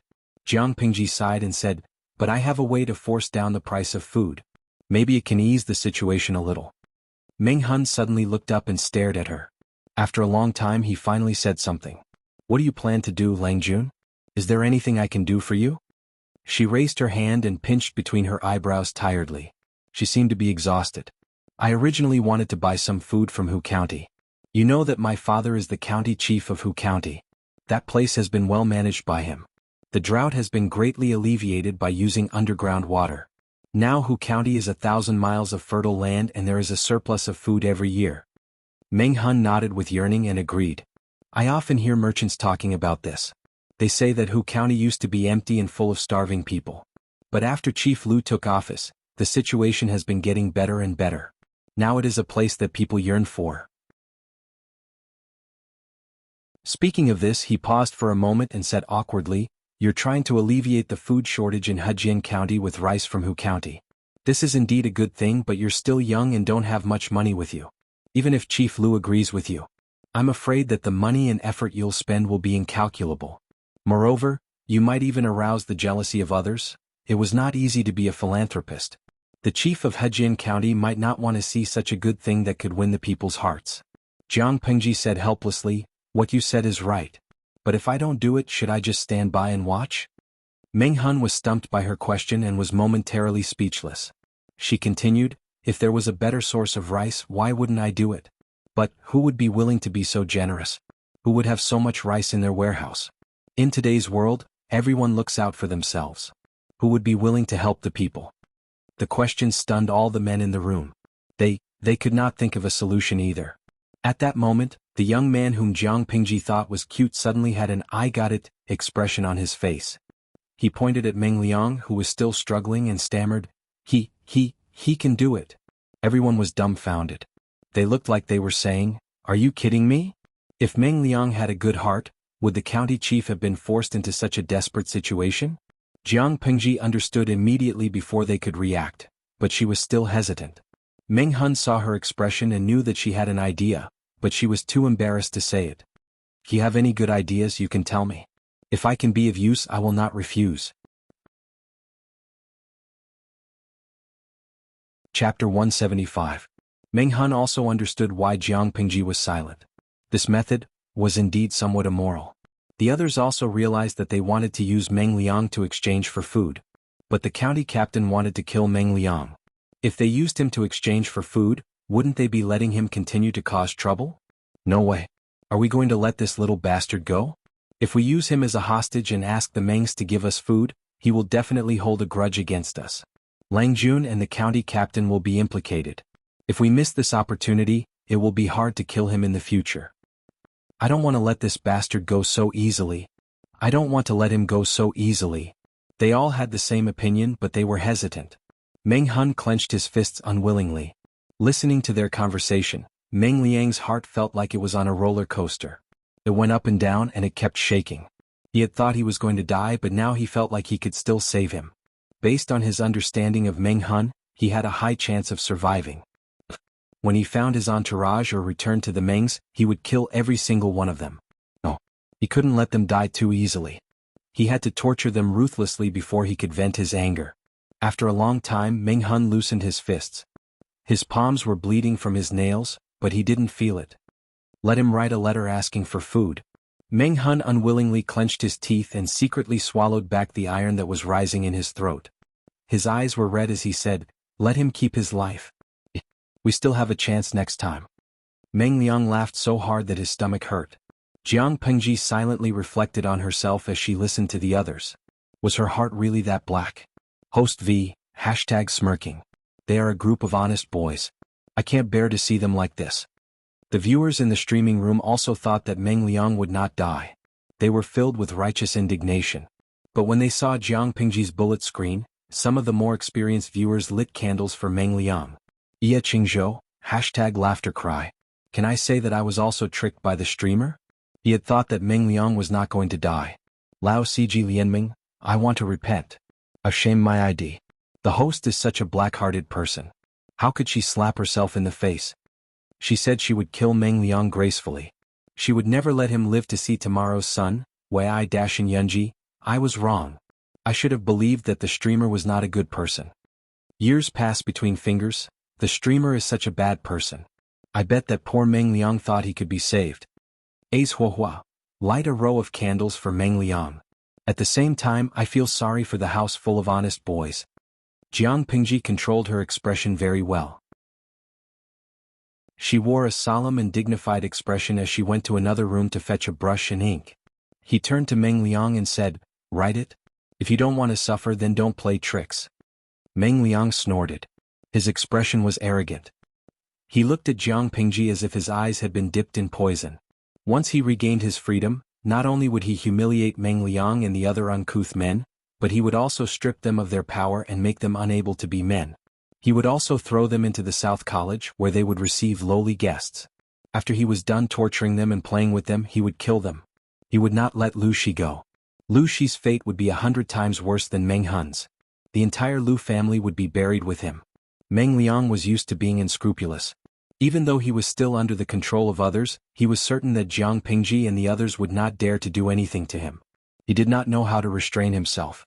The hatred in his eyes almost dyed his eyes red. It was as if he would pounce on someone and bite them the next second. Seeing Meng Liang's reaction, the others were worried. Just you wait. Meng Liang swore in his heart. Jiang Pingji seemed to know what he wanted to say. Instead, she smiled at him provocatively. Meng Liang snorted again. Just as he was about to say that he could not move his wrist and could not write, he realized that his right hand, which had been unable to move before, was gradually regaining consciousness. He rubbed it a few times and it returned to normal. It was as if his previous weakness was just an illusion. He did not have the spare capacity to think. He picked up the brush, got used to the feeling, and then started writing. Although Meng Liang was not a good person, his handwriting was very good. The viewers in the live streaming room all expressed that they could not accept it. Wai-Yunji, if anyone tells me that handwriting is like a person, I will slap them in the face. Meng Liang's actions as well as his way of life were the greatest mockery of this saying. After a while, Meng Liang finished writing and stamped his own seal on it. The content was simple and easy to understand. There was not much talent and there were no traps in the writing. He was too arrogant. Meng Liang was certain that Jiang Pingji and the others would not dare to do anything to him. If that was the case, why would he need to do anything to the bamboo slip? It was only a few hundred dawn of grain. For the Mengs, such a small amount of grain was more than what was rotting in the rice barn every year. Jiang Pingji dried the ink on the bamboo slip with candlelight. After confirming that there were no problems, she rolled up the bamboo slip in satisfaction. In contrast to her satisfaction, the county chief looked as if he had lost his soul. His face was deathly pale. Yes, his enemy was so close at hand. He could choke him to death with a single move, but he could not. How could he not be angry? Meng Liang was even more proud of himself. However, Jiang Pingji's next sentence sent him straight from heaven to hell. No problem. Let's settle our grudges and grievances. Meng Hun, Meng Liang, huh? Did they hear it wrong? That was what everyone was thinking at the moment. Jiang Pingji looked at them with confusion. She waved the bamboo slip in her hand. I only asked Meng Liang to write a letter to ask for grain from the Mengs. I didn't say you can't take revenge. Repay kindness with kindness and repay hatred with hatred. That is the way of the world. Meng Liang will be a disaster if we let him live. They could not wrap their heads around it. Drifting on a curve, they almost got into an accident. But, Langjun, if he dies, how will the Mengs give us the grain? Jiang Pingji said, send a letter and ask the Mengs to send the grain according to the letter. Kidnappers kidnap hostages and blackmail them. That's the normal procedure, isn't it? As for Meng Liang, he is in our hands. Isn't it just a matter of whether he lives or dies? If they give him the grain, he might live. But if they don't give him the grain, he will definitely die. It's up to the Mengs whether they want to give him the grain or not. How long would it take to go from heaven to hell? Chapter 176. Ye Qingzhou, my heart aches for Meng Liang. I've already taken a screenshot of his face. Now I've added a dumbfounded sentence. Ace hua hua, my heart aches +1. I feel like he's in a daze. The viewers in the streaming room were right. Meng Liang was indeed in a daze. This was different from what he had imagined. He roared angrily and tried his best to speak. Perhaps it was a blessing from the heavens, but his voice slowly returned. At first he was still slurring and couldn't speak smoothly. No, Yoshi. You're a piece of sh*t. Although his words were vague, Meng Hun understood what he was trying to say. He lifted his foot and kicked Meng Liang's cheek. Half of Meng Liang's face swelled up, and a warm metallic taste spread in his mouth. The force was so great that the other half of his face fell to the ground and scraped against the ground. When had he ever been treated like this? He had always been the one who kicked others, not the other way around. Meng Liang spat out a few teeth that had fallen out from the kick and mumbled, You be *cheese. You're a piece of sh*t. You're about to die and you still dare to curse? Today, I will avenge my wife and daughter who died in vain. Meng Liang, you're the one who will die a horrible death. Meng Hun stepped forward and grabbed Meng Liang's hair. He was so strong that it seemed like he was going to tear his scalp off. Jiang Pingji covered her slightly raised lips with the bamboo slips. Her eyes were like stars in the night sky. She mouthed a few words. Goodbye, Meng Liang. Ye Qingzhou, the streamer is so bad and dangerous, but why am I so mesmerized by her smile? The matchstick that sells girls, critical hit. She emptied the baby's health bar in one hit. I've been watching the stream quietly. At first, I didn't have any feelings for the streamer until that smile. It felt like Cupid had stabbed his heart with a sword. All the cells in his body were screaming in excitement. He was completely mesmerized by the streamer. Mutual harm. Although I have a boyfriend at that moment, I wanted to be gay for her. Baigui Yexing, what's the big deal about being gay for the streamer? I wanted to straighten it out for her, but her aura made my legs weak. Many fans in the streaming room wanted to stand up for Jiang Pingji. Inside the room, Meng Hun's heart was beating faster. The excitement of getting his revenge took over his senses, and it even brought out the violence in his heart. However, his rationality won out.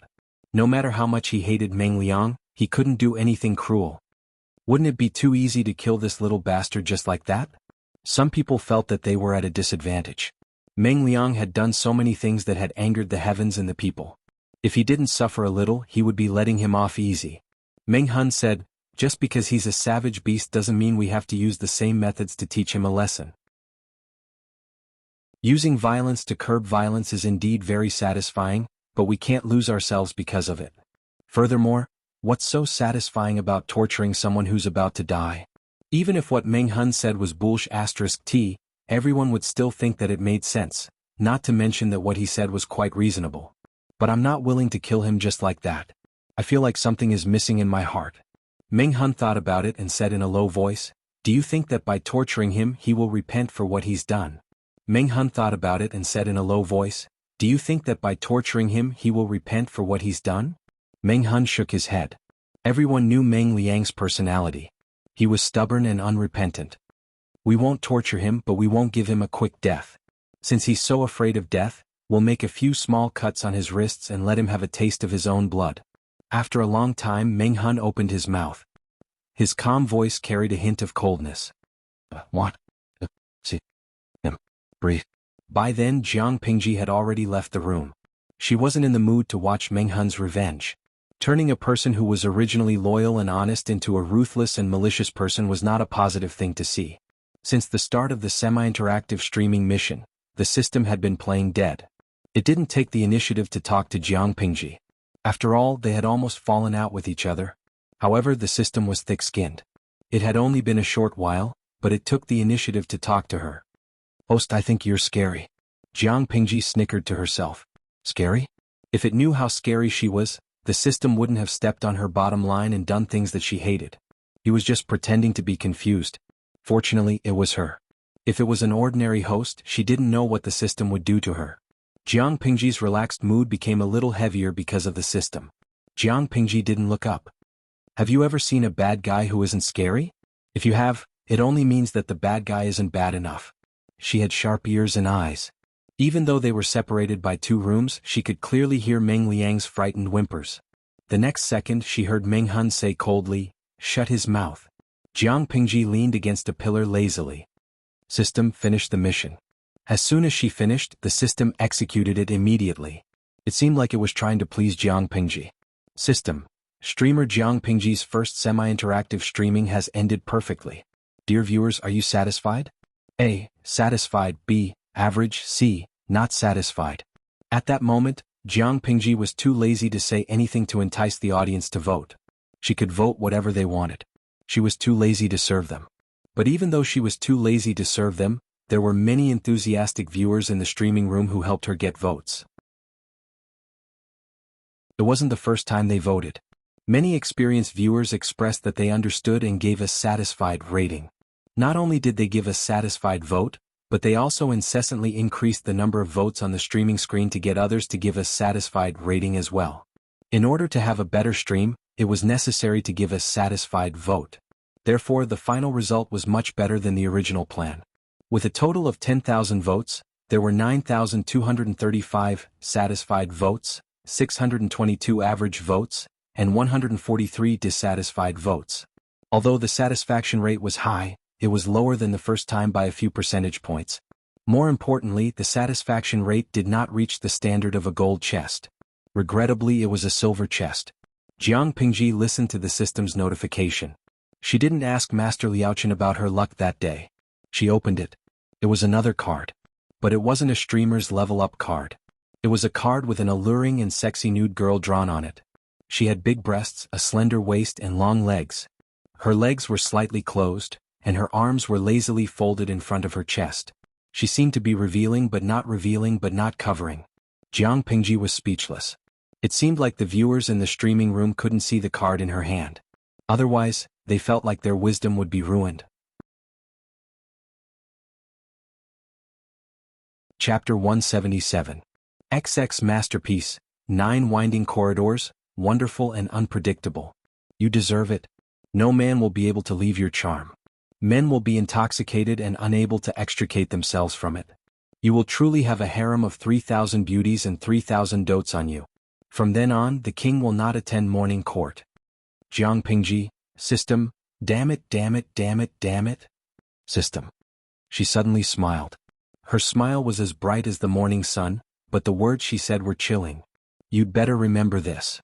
The system felt wronged. It was the scapegoat. Was it to be blamed for not getting a good card?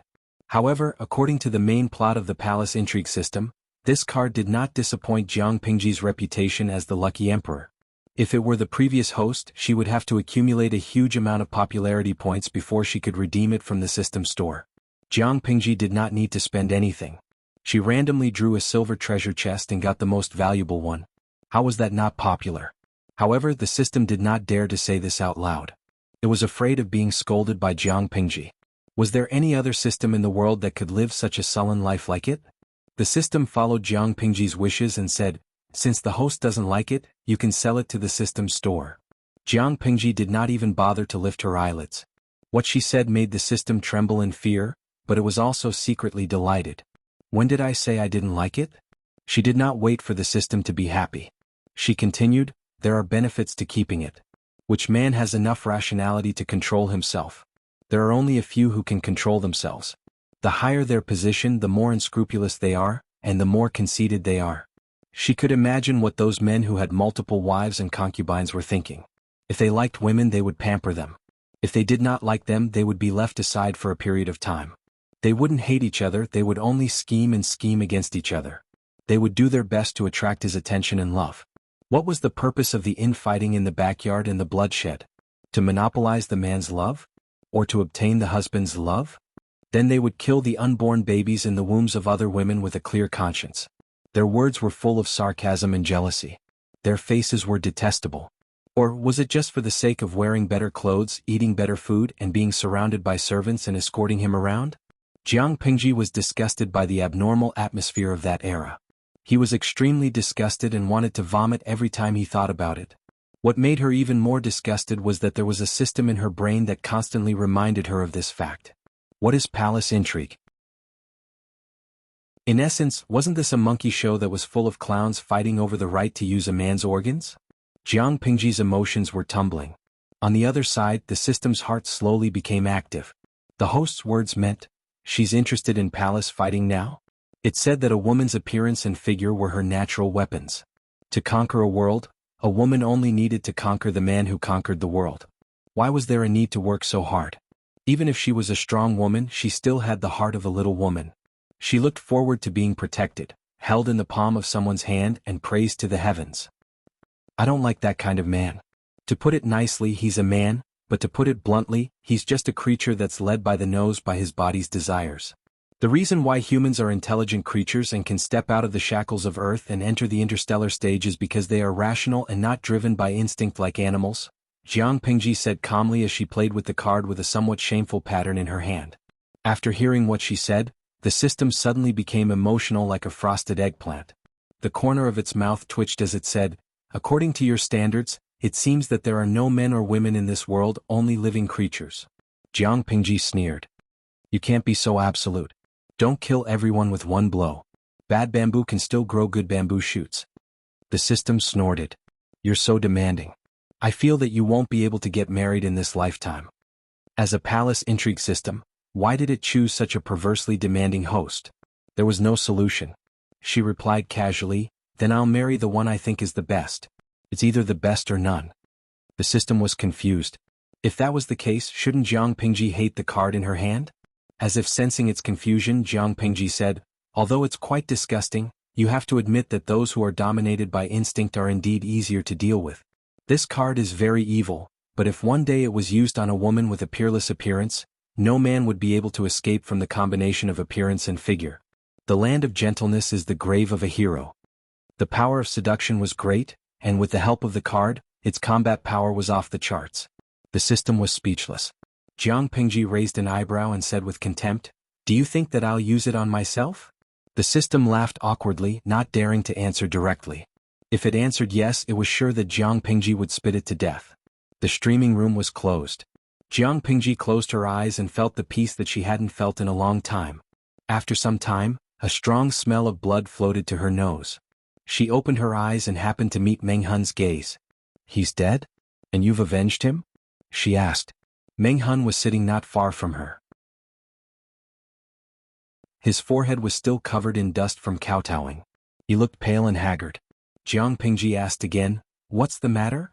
Meng Hun hesitated, not knowing if he should speak. She saw through Meng Hun's thoughts and said, "Those people can only live well if you're alive because you're their backbone. Meng Liang is dead and you've avenged him. What do you plan to do next? If you want to kill yourself and let me cut off your head to answer to the Mengs, don't. Suicide is the behavior of a coward." Meng Hun looked embarrassed. Jiang Pingji had already said what he wanted to say. What else could he say? "I asked you before if you want to come to the Luz. What's your answer now?" Jiang Pingji said, "You just need to say yes or no. If you want, I'll take care of the rest for you. The Mengs will soon be too busy to take care of themselves." Meng Hun's thick lips moved. Hesitation and struggle flashed across his face. All in all, he and Jiang Pingji had only known each other for less than a day. But he was indeed moved. "Do you want to leave your name in history?" Jiang Pingji asked Meng Hun while leaning against a pillar. She propped up her right leg and rested her wrist on her right knee. Meng Hun's eyes were wide open, and he seemed to be in a daze. What did he hear? Leave his name in history? Was she talking about him? Meng Hun felt as if he had heard something very important. His mind told him that he shouldn't continue listening, but his body was very honest. It was even a little eager.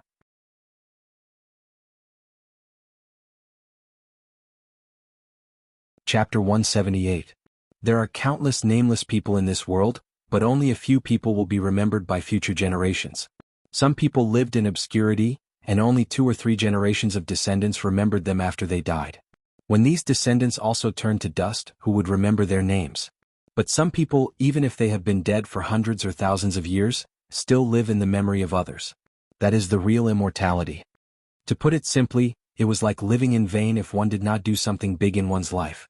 Yes, Jiang Pingji was recruiting people to her side to prepare for her big plan. Meng Hun listened to Jiang Pingji's words and had a strange and palpitating feeling. He felt his mouth was dry, and after a long time he said bitterly, "Langjun, what do you mean?" Jiang Pingji suddenly smiled. "Instead of hiding your identity and living in seclusion in the wilderness, why don't you follow me?" Meng Hun was shocked. His eyes were full of shock and embarrassment, and he was eager to try. But aren't you afraid that the Mengs will come to you?" Meng Hun felt that he needed to calm his restless heart. It was too dangerous. Didn't I say? If you want, I will take care of the rest for you. The Mengs are just grasshoppers after autumn. How long can they jump around? History is just a piece of white paper written by the winner. If you want, you can make them infamous for thousands of years. Jiang Pingji's voice seemed to have the power to bewitch people, and she was luring Meng Hun into the trap bit by bit. How much praise you will receive in the future will be how much they will be criticized. Don't you think that the blueprint is too tempting? Indeed, very tempting. Meng Hun's breath was slightly heavy and he could not help but swallow. The scene in front of him seemed to be shrouded by the future she spoke of. But even so, Meng Hun's reason still prevailed. Why would Lang Jun have such a rebellious thought? Jiang Pingji sneered and said in a strange voice, rebellious? Meng Hun slowly regained his reason, and he wanted to suppress the throbbing in his heart so that he could not even defend the basic line of defense. Don't you think your idea is rebellious? She shook her head and asked with a smile, do you think my idea is rebellious to the royal family of Dongqing or to the Mengs in Sangzhou? Look at the court today, when has it ever been clean? Look at the people today, when did they ever have enough to eat? Meng Hun, touch your heart and tell me, were you loyal to the royal family of Dongqing or the Meng family of Sangzhou? Every question was like a brick hitting Meng Hun's heart, making him unable to speak. You don't have to answer me. Everything is clear from the moment you still call me Lang Jun instead of a rebel. Meng Hun suddenly felt powerless. He didn't even dare to face Jiang Pingji's gaze. Meng Pingji, we're all right. Let's not talk about this. Jiang Pingji snorted through her nose. She listened to the mockery. Based on the current situation, how long do you think this illusion of peace can be maintained? Didn't your old boss, the Meng family, already cause the people of Zhangzhou to be filled with resentment and a military disaster? She said leisurely, let's not talk about the internal problems and just talking about the external problems. Dongqing is also in imminent danger. So, everyone in the world has the right to fight for it. Why can't I? The founder of the Xia dynasty once said that he was the emperor's mandate. If so, why couldn't his descendants protect the country? Why did so many people rebel against the Xia dynasty? Is this the so-called emperor's mandate? I don't believe it. Meng Hun's eyes flashed with panic and anxiety as he listened to her. Be careful, Lang Jun. The walls have ears. Jiang Pingji clicked her tongue and said, don't worry. The only people who can hear these words are you and me. No matter how good the walls have ears, they can't hide from me. Otherwise, why would I be here telling you these things? Do I look like a careless person? She was arrogant, but she was not stupid. Did she think that she was as brainless as Meng Liang? She only dared to say that because she had someone to rely on. Meng Hun was completely convinced, but he still had a doubt in his heart. Even though he knew that if he asked, he would be looking for trouble. Lang Jun, you trust me so much. Have you ever thought about what would happen if I didn't mean what you said? Meng Hun knew that he was looking for trouble. After all, no matter how he answered the question, it would not be right.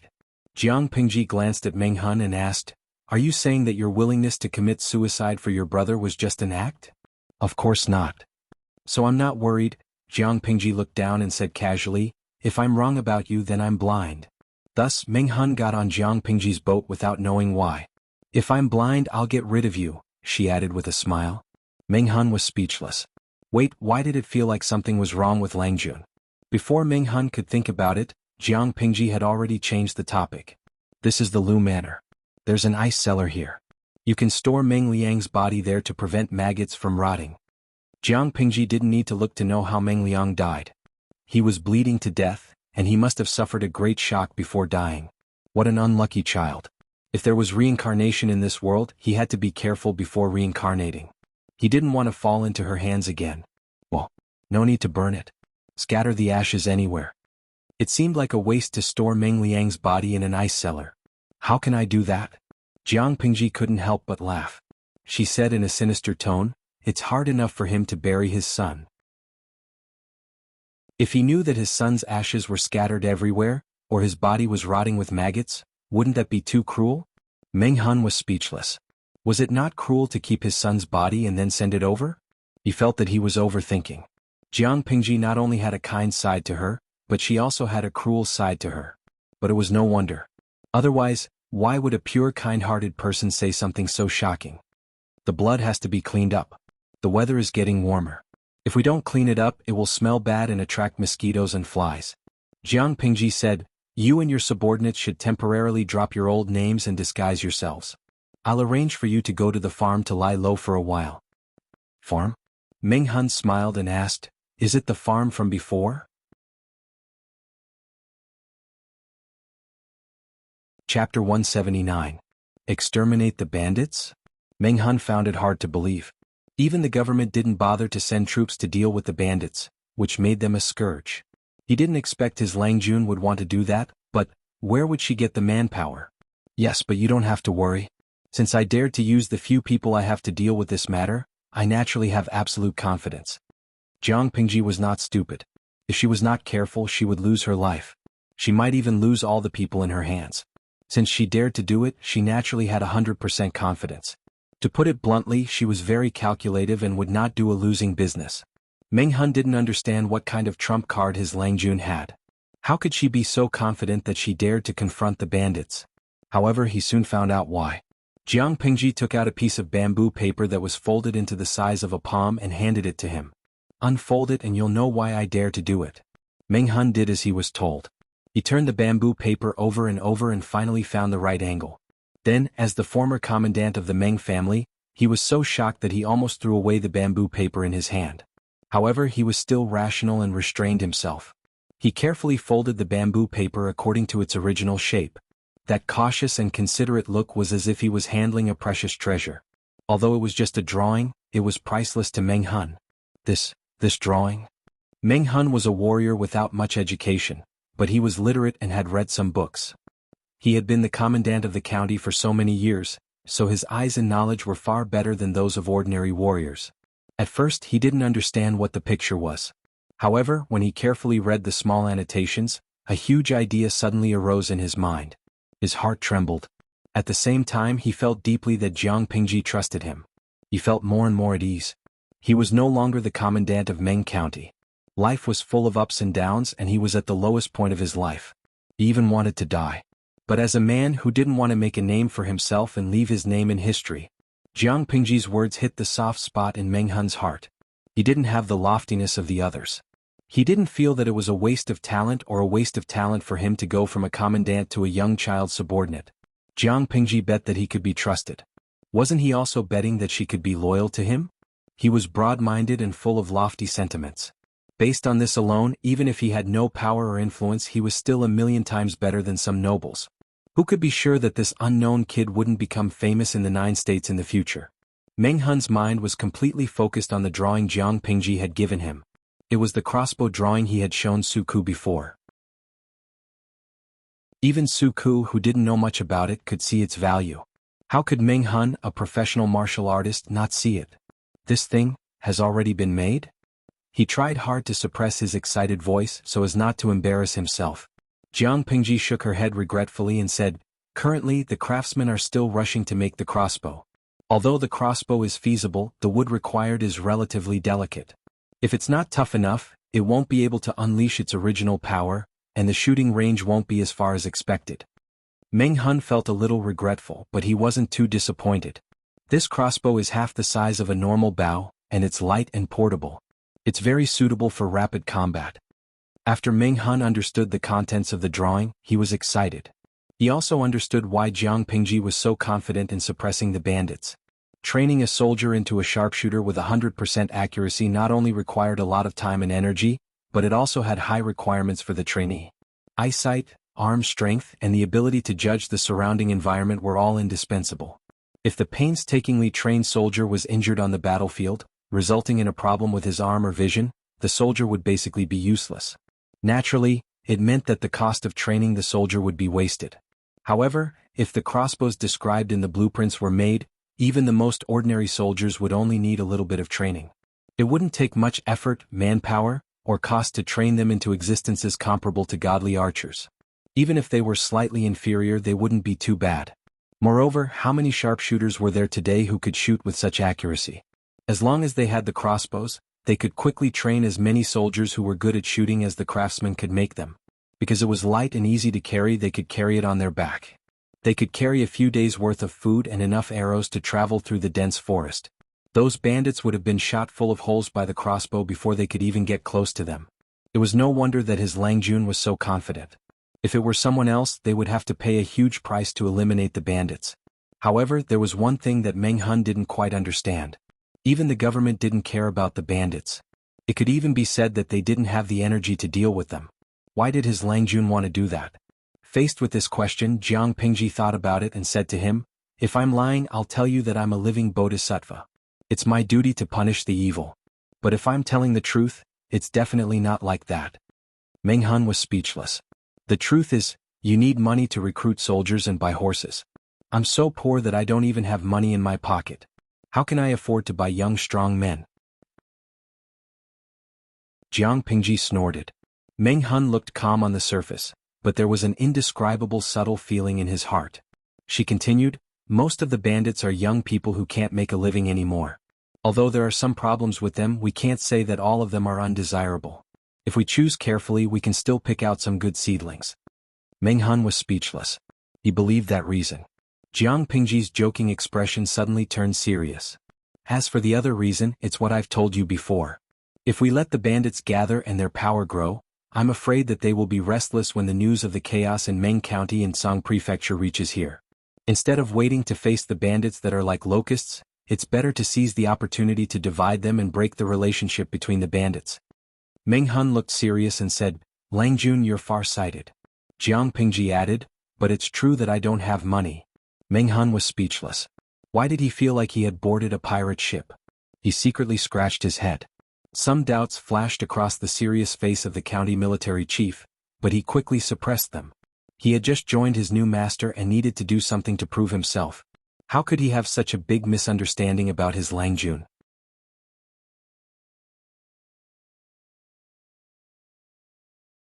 Chapter 180. Jiang Pingji was more concerned about the fact that they were the first members of the Lu family. She even personally came out to protect Meng Hun and his men. For the sake of caution, these people were all servants that the Lu family had just bought. Their birthplaces and origins could all be checked. However, Jiang Pingji seemed to be thinking too much. It was impossible for the guards at the gate to inspect the carriages of the Lu family. Only a greenhorn who had just taken up his post and did not know anything would carefully inspect the carriages of the nobles. If they met someone with a good temper, they might praise them for abiding by their duties and strictly enforcing the law. But if they met someone with a bad temper and disdain for the common people, anyone who dared to inspect the carriages and delay the nobles' time would definitely be taught a lesson. So when the guards saw the emblem of the Lu family on the carriages, they all put on flattering smiles and let them pass without further inspection. These guards were experienced guards of the city gates. They could recognize even the most inconspicuous emblem of a poor family in Hejian County. Not to mention, the Lu family's current status was not bad. With Lu Shi, the county chief, in the court, no one dared to take the initiative to provoke them. Jiang Pingji was happy to see them make things easier for them. Of course, she wouldn't say anything. Jiang Pingji didn't try to curry favor with them. She just said in a casual tone, "I've already sent people to prepare enough clothes and food. It should be enough for you to recuperate for a while. I don't think you can complain about the quality of life after chasing after Meng Liang these past few days." Meng Hun didn't think that his previous life was unbearable. He deserved the care of his new master. But when he thought of his brothers who helped him escape from the Meng family's army, he couldn't help but feel a little depressed.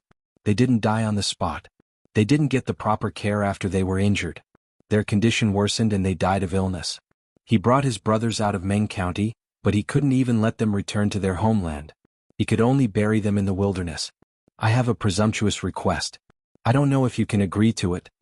Meng Hun cupped his hands in front of his chest. He was very serious. Jiang Pingji raised her eyebrows and said, "If you have something to say, just say it. You don't have to worry about this or that. I'm not the kind of person who has too many taboos. I won't blame you for this. Just tell me." Meng Hun felt warm in his heart and said with some embarrassment, "In addition to the brothers I brought out, there are 3 others hiding in the mountains." "Are the injuries serious?" Meng Hun said, "Before, with the thing you gave me, my illness was slightly suppressed. But my body is still very weak, so I can't move.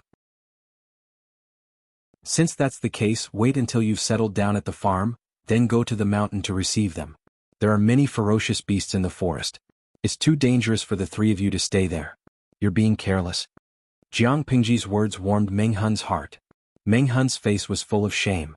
He didn't agree either and insisted on leaving one person to take care of the wounded. However, his brothers were stubborn and refused no matter what he said. How could Meng Hun dare to disappoint such sincere feelings? Only by killing their enemies with their own hands and taking revenge would they be able to get back at them. Thank you for your understanding, Lang Jun. Jiang Pingji didn't say anything. After all, to her, it was as easy as lifting a finger, but to Meng Hun, it was life-saving. The training of the farm is currently in Xiaoyu's hands, but after you go there, I'll hand it over to you. When Meng Hun heard that, he was at a loss. He was a little flattered but also a little uneasy. Although he didn't know who Xiaoyu was, he knew the principle of first come, first served. If he went there and asked Xiaoyu to let go of his work, that didn't seem right. Although Meng Hun was a martial artist, he also knew the ways of the world.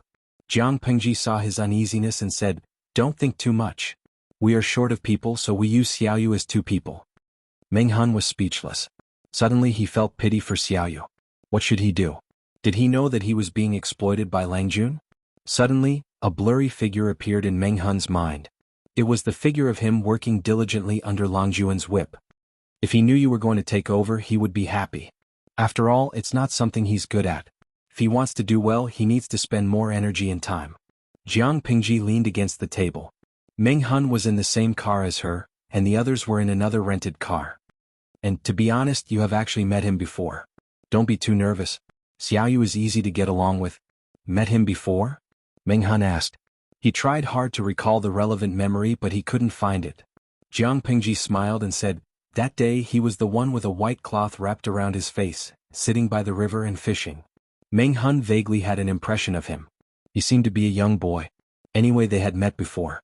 Meng Hun's nervousness gradually faded. He thought to himself, why should I worry about a young boy? However, Meng Hun would soon regret his thoughts. He was indeed a young boy, but he was in charge of finances and internal affairs. Su Ke could decide everyone's quality of life, but Meng Hun was clumsy with words. How could he be Su Ke's opponent? Soon the farm was close at hand. Meng Hun sighed in his heart. He didn't expect to come here for the second time with such an identity. When they arrived, Su Ke was still diligently supervising the training of the servants, or rather, the troops. They didn't know if it was because Jiang Pingji had trained him before, but his appearance and mental state were much better than before. Hearing that his Lang Jun was here, Su Ke quickly stopped what he was doing and slightly tidied up his appearance. However, when he saw the strong man standing behind Jiang Pingji, Su Ke's polite smile froze on his face. This guy. Why is he here again? Xiaoyu, come and meet me. Jiang Pingji smiled at Su Ke and said, "This is the new chief coach. His surname is Meng." Su Ke was speechless. How did they hook up in such a short time? Why didn't he know anything about it? He felt like he was still dreaming. The bullet screen was full of doubts, but Su Ke politely greeted Meng Hun. Seeing Su Ke greet him, Meng Hun subconsciously saluted him. Jiang Pingji was very satisfied with one of them. One was civil, one was military, one was internal, and the other was external. Since Coach Meng is here, I'll leave the training to him. As for the details, I'll talk to Coach Meng later. Before Jiang Pingji said anything, Su Ke already wanted to shake his hand. Meng Hun didn't expect her to shake his hand so quickly. He looked a little embarrassed. Jiang Pingji said to Su Ke impatiently, "Coach Meng just arrived and you can't wait to shake my hand. It's as if I mistreated you before."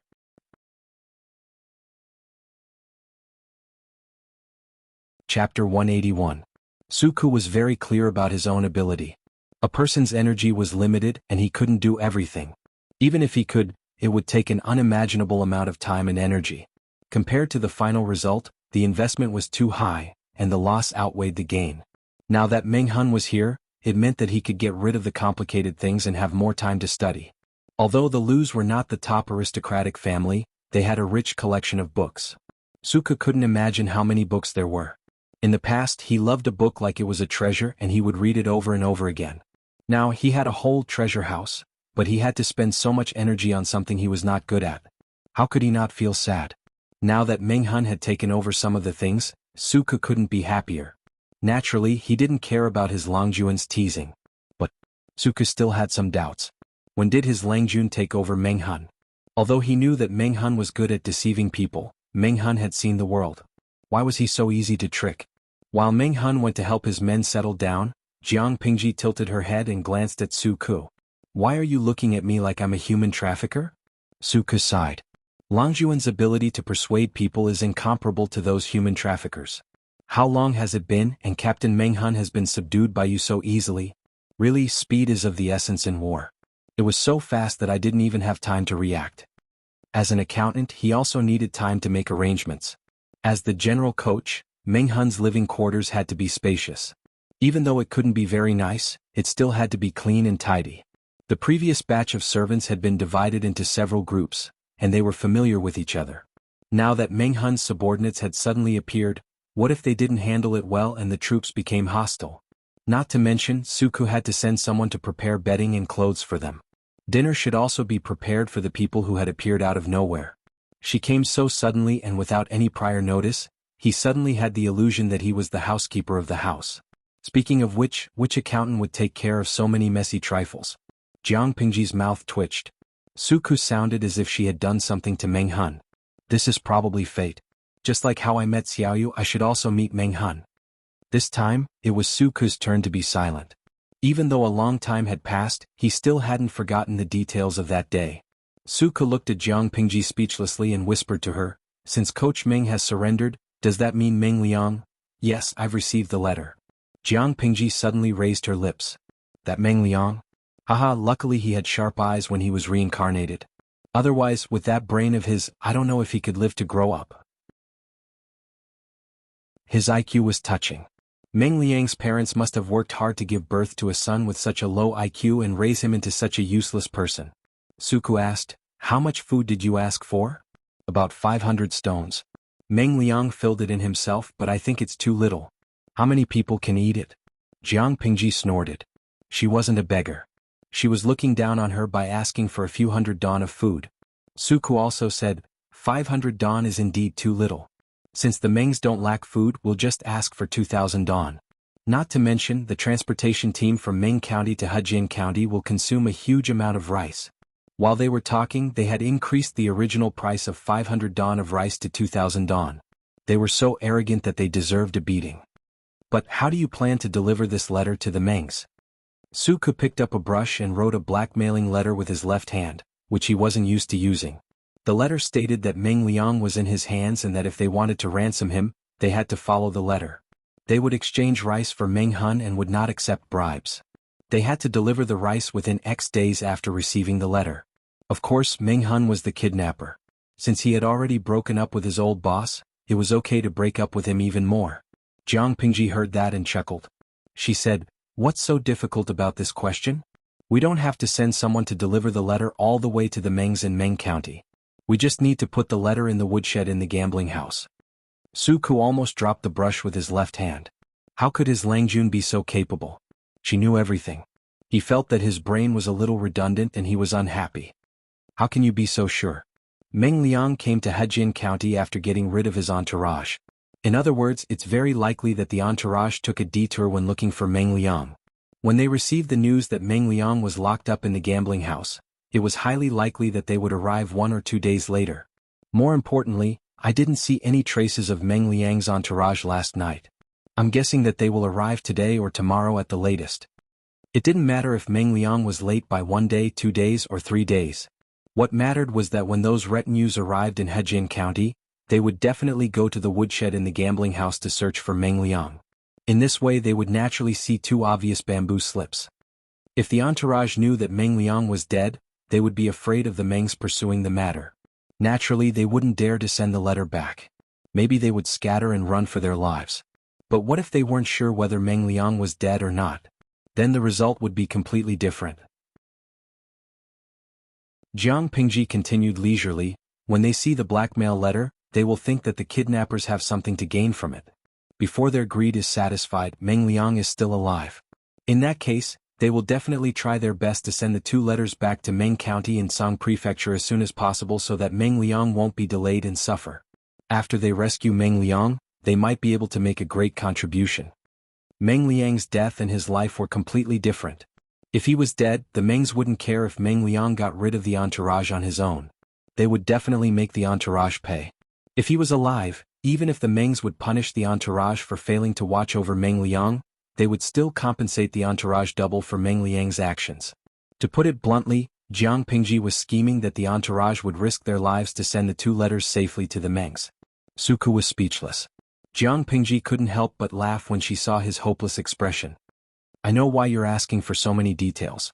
You're expecting me to ask you questions and then you'll tell me the same thing, aren't you?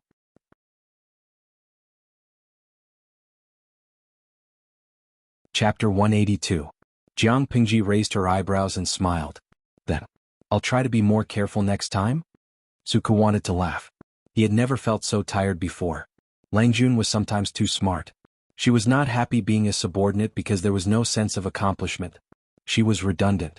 By the way, I asked the housekeeper to look into it. I heard that Xiaoyu has a widowed aunt. Is that true? Suku was startled by her sudden question. He answered, there is indeed an aunt. Why do you ask? I'm just asking. I can't not know who my subordinates have. Suku was suspicious. According to his understanding of his Lang Jun, she never liked to waste time and energy. But he had something to say when it came to his aunt. I see. Thank you for your concern. She has been a widow for many years. Her son died young. She lives alone and is quite poor. She occasionally sews or washes clothes for people to make a living. She helped me with my mother's funeral. When I was in prison, she was the only one who secretly sent me dry food and cakes. Originally, I wanted to wait for things to settle down before returning to my hometown to bring her here to spend the rest of her life. Since you mentioned it, I have a presumptuous request. It was the second time Jiang Pingji had heard the word, presumptuous request, that day. She could just say it directly. Your aunt is good to you. You should be filial to her. There is nothing that can't be said. I will send someone to Zisong County to pick her up. The road will be in the wilderness. I don't trust you to travel alone. Don't worry about it. Just focus on your work. Jiang Pingji could not help but reflect. Did she look like such an unreasonable person? If she did not mention it, Suku would probably hold it in for another month or two before asking. Suku did not know what she was thinking, but he was touched by Jiang Pingji's arrangement. After all, he was already a slave. His Lang Jun did not even need to be polite to him. It was reasonable for her to order him around. These days, he did not even feel the slightest sense of inferiority or uneasiness of being a slave. Not only did he not feel that way, but he also forgot about it. It was only when he had to change the dressing for the tattoo on his face that he felt his heart bleed. The pain numbed him, and he had no choice but to face this embarrassing fact. His encounter with his Lang Jun was not a pleasant one, but he had to admit that he was impressed by him after spending so much time with him. A gentleman would die for his bosom friend. Perhaps, the young man in front of him, who was not even as tall as him, was the wise master he had been waiting for all his life? The next time you return to the manor, go and get a few months' salary in advance. Since we've brought the old lady here to enjoy her life, we can't let her work hard for a living. You're a young man, so you should treat it as a form of training for yourself. However, the elderly still need to take good care of themselves. From Jiang Pingji's point of view, the frail elderly and children belong to the vulnerable and protected groups. Suku did not hesitate this time. Instead, he accepted her kindness generously. A penny stumps a hero. Suku, who was good at internal affairs, understood this very well. That was why he didn't decline pretentiously, because there was no need to. He didn't have any savings and he had to rely on the Lu residence. Even if he brought his aunt over, he wouldn't be able to take good care of her. That was one of the reasons why Suku was worried. Fortunately, his Lang Jun was considerate and understood his difficulties. If he didn't accept it, he would be crazy. Suku felt relieved, as if a heavy stone had been lifted from his heart. But soon he noticed that Jiang Pingji's eyes revealed a perplexed look, as if she was troubled by a difficult problem. Suku thought to himself, what kind of problem can make this young Lang Jun so perplexed? He felt that he couldn't miss this opportunity. If she had any problems, he would definitely solve them. Don't think about that problem, let him do it. Lang Jun, you look perplexed. What's troubling you? Suku asked softly. Jiang Pingji glanced at him and said, I'm thinking about a problem and I seem to have an answer. What problem? Even the smart and quick-witted Lang Jun can't figure it out? Suku felt that it was time for him to show off his skills. Let me give you an example. Jiang Pingji pointed at Suku. He looked confused. She said, my original plan was that you worked hard and should be rewarded.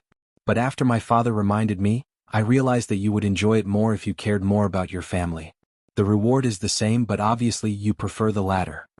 This time, Suku was completely dumbfounded. He wanted to show his talent. After all, even his Lang Jun couldn't solve it. If he could solve it, he would be more valued. But when she asked the question, he was speechless. He didn't know how to answer. He thought that she was making fun of him, But when he looked at her expression carefully, he realized that she really didn't understand. Suddenly, Suka didn't know whether he should laugh or cry. If he knew that there was a word called cute in the world, he would know how he felt just now. His Langjun had a strange sense of cuteness. According to Ku, this can't be generalized. It varies from person to person. Suka wasn't that harsh to Jiang Pingji. After all, she was just a 12-year-old boy. The ways of the world required not only talent but also experience. If she didn't understand, she could teach or learn. It varies from person to person? Yes. For example, Coach Meng. The thing you asked me to prepare is what he needs now. It's what he needs. Even if it's not expensive, it's enough. As for Auntie, I've always wanted to bring Auntie over, but I've been short of money and I don't have any foundation to stand on. I don't even have the slightest idea on how to bring Auntie over safely. But your actions have solved this problem. Suku said seriously, to you it's just a small effort, but to others it's different. Isn't it a great favor to solve a difficult problem that they have no solution to?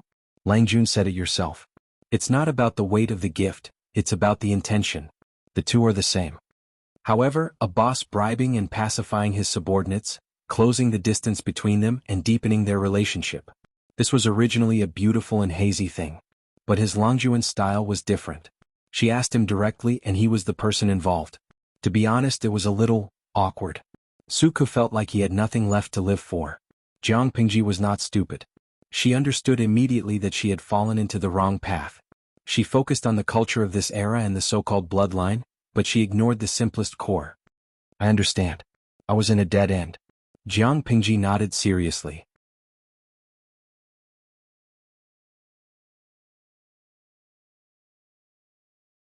As for Meng Hun, his residence had already been arranged by the farm's maidservant, so he should have a place to stay at night. Thank you, Langjun. Meng Hun bowed to Jiang Pingji as soon as he arrived, but she stopped him before he could kneel down. That's how it should be. Since you've chosen me, I'll at least guarantee you the most basic necessities. Jiang Pingji said calmly and gestured for Meng Hun to sit down.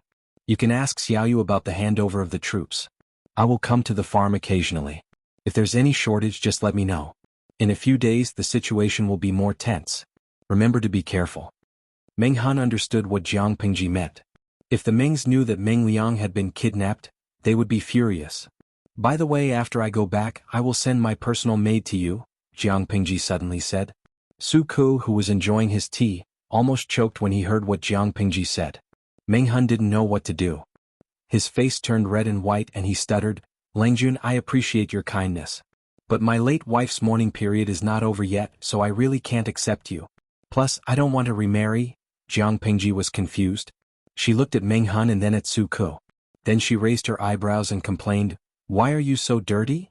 What kind of dirty things are you thinking about? The two of them didn't understand what dirty was. Su Ku, who was conveniently insulted by Jiang Pingji, also felt wronged. What was wrong with him? Before they could say anything, Jiang Pingji explained, My maid is here to practice martial arts. What else are you thinking? Meng Hun and Su Ku were stunned, and then they quietly lowered their heads. Su Ku was fine. He knew that his Langjun was not a decent person. But Meng Hun reflected on himself. He had forgotten that his Langjun was only 12. According to the rules of the aristocratic families, he didn't even have a room. Meng Hun was a special case of sleeping with women at the age of 11. He couldn't be compared to the other noble sons of the aristocratic families. He thought that his little Langjun probably didn't know how misleading his words were. There was a subtle awkwardness between the two of them. Meng Hun coughed awkwardly. He couldn't say that he misunderstood that his Langjun wanted to give him his maid. But that didn't make sense. Why would he send his maid to the farm to practice martial arts with the troops? Jiang Pingji had her own plans. She didn't have much time to teach Nongqin. Or rather, she didn't have the patience to teach. She could let Nongqin learn some basic physical training from the troops. Meng Hun was a reliable person. With him watching over her, Nongqin wouldn't be taken advantage of. Jiang Pingji would give Nongqin special training from time to time. Soon she would be able to beat those weak warriors in the troops. Whoever wanted to take advantage of her had to be prepared to be kicked in the balls. My maid likes knives, spears, swords and halberds. It's too boring to be trapped in the inner house all day. I think it's good for her to practice martial arts if she likes it. She won't be bullied by her husband when she gets married, Jiang Pingji said seriously. What do you think? Meng Han and Su Ku were confused. What could they say? Lang Jun cared about his maidservant and was afraid that she would be bullied when she got married. A normal person would ask someone to instill the correct concept of being a good wife and educating children for the maidservant and let her study women's morality and needlework instead of asking her to practice martial arts. What was he thinking? If there was a conflict in the family, he could solve it with his fists? Suka looked like he had opened a door to a new world. Meng Han said, Lang Jun's idea is great. He was also a man with a daughter who was brutally murdered. If she could grow up safely, it would be time for him to get married in a few years. As a father, of course, he couldn't bear to see his daughter being bullied. So, even though Lang Jun's idea was a bit strange, he still supported it. Suka looked at Meng Han in shock. He felt like he had been rejected by the two. But Suka twisted his body uneasily and said, This is not a good idea. After all, the troops are all men. What should we do if the reputation of Lang Jun's maid is ruined? Jiang Pingji didn't say anything. Meng Han said with a stern face, In the previous dynasty, there were also female generals. Why can't women practice martial arts? Suku was speechless.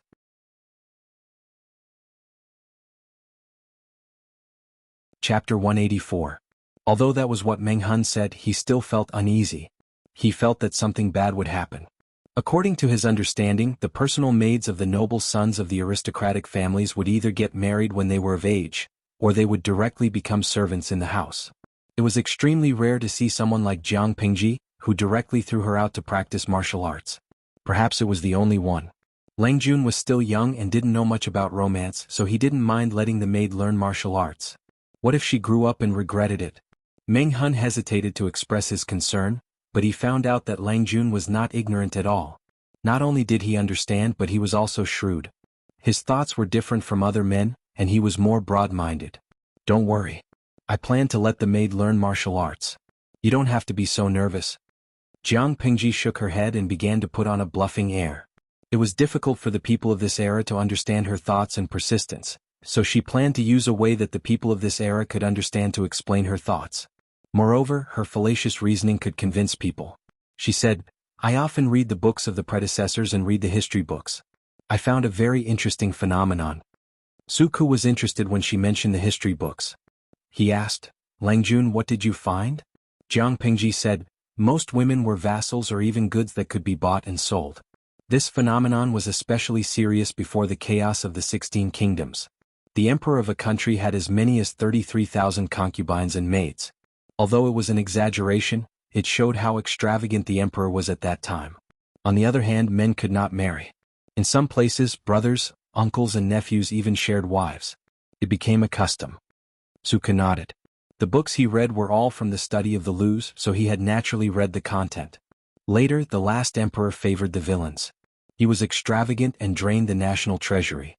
The 16 vassal kings occupied land and proclaimed themselves emperors. That was the beginning of the chaos of the 16 kingdoms for hundreds of years. At that time, women were robbed. During the famine, they even ate them. Suku had also read about this history. At that time, he felt that the era of the 16 kingdoms was too bloody and dark. The central plains were empty, and the population was less than a tenth of what it had been before the 16 kingdoms. It was so ignorant and bloody that it made one's blood boil. The poison caused by the 16 kingdoms did not return to the previous population level until decades after the founding of the Xia kingdom. Most of those famous female generals appear at this time. Jiang Pingji said, is there value only in giving birth to children, contributing to the population, or becoming food for others? But I see something different. Suka shook his head and denied, of course not. Women have contributed a lot to the increase of the population. Is that all? Jiang Pingji continued, the 16 kingdoms were established one after another. In the 6th year, bandits burned, killed, and looted in Yushan County. Nua Changpu used a stratagem to kill the leader of the bandits and gather the remaining bandits, protecting the peace of the area. Her only value was to give birth? Suku thought for a moment and shook his head. According to the records, Changpu is a natural stone maiden and cannot bear children. However, she has a husband and they love each other very much. There's a strange record in the Xia kingdom. There was a strange phenomenon of a golden phoenix descending to the ground in the sky of Mei County. At the same time, a baby girl was born. Everyone said that the baby girl had the name of the golden phoenix and could be the mother of the country. Xiaoyu, do you still remember the content of this record? Jiang Pingji asked again. What she said was all true history. Anyone with a bit of knowledge would understand. Lang Jun, you must be talking about one of the meritorious deeds in the founding of the Xia kingdom. She was as famous as Master Meng, and she was later bestowed the title of Marquis Su.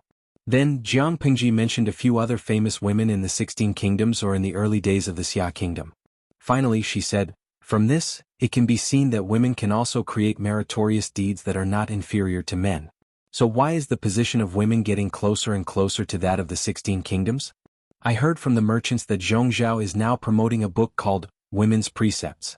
There are 7 chapters in it, including inferiority, husband and wife, respect and prudence, women's conduct, concentration, obedience, and uncle and sister. The content is quite interesting. Xiaoyu, you can read it. Suku was speechless. Women's Precepts. It sounded like it was read by women. Why should he read it? I bought a copy of Women's Precepts from a merchant. When I finished reading it, there was only one thought in my mind. Which idiot wrote this? Jiang Pingji sneered and said, after careful investigation, it turned out that it was written by the Empress of Zhongzhao with the intention of enlightening the women of the world.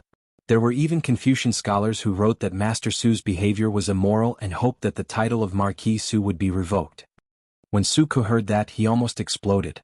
He said, what a pedantic scholar. How dare he do that? Master Su's bravery is no less than Master Meng of Zhangzhou. If it weren't for the fact that Master Su has few children and doesn't like disputes in the court, the Mengs of Zhangzhou wouldn't be so arrogant today. Meng Hun's old boss was the Mengs. He was a little embarrassed when he heard that. Master Meng and Master Su were known as the 2 heroes of the army in those days. They were later part of the 5 generals. However, Master Meng loved wine. He drank during a march and almost got into trouble. In the end, it was Master Su who led the army to rescue them and prevented any losses. Therefore, the person who was most displeased with the Mengs was Master Su, who was given the posthumous title of Marquis Su. The posthumous title should have been given to him when he was alive, but Emperor Xia delayed it until he passed away because of the atmosphere in the court and Meng Jing's reputation. But in Zhongzhao, there are many scholars who approve of this news. Jiang Pingji smiled with a touch of cynicism. What does this mean? She is a founding member of the country.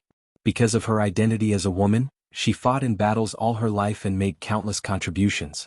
She couldn't be conferred the title of Marquis when she was alive, and the posthumous title was taken away by her descendants after her death. With the current atmosphere, are we moving forward and becoming more open-minded, or are we moving closer to the end of the dynasty before the 16 kingdoms? Suku calmed himself down. Thinking about it carefully, it seemed to be the case all these years. Even Dongqing, which was quite open-minded, had gradually become reserved. Was this a kind of progress or a kind of regression? Suku asked, so what do you mean? Nongqing's arrangement is my intention, Jiang Pingji said.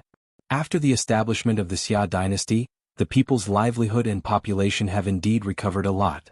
However, after the 5 kingdoms divided into Xia, there were constant conflicts between the kingdoms.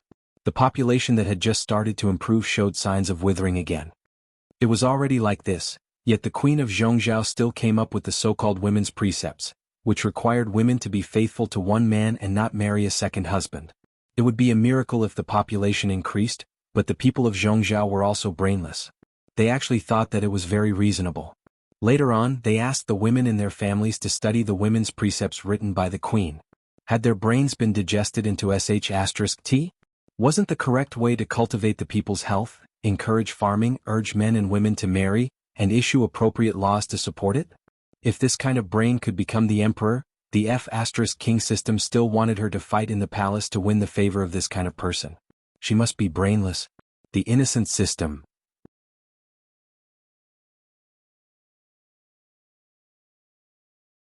Chapter 185.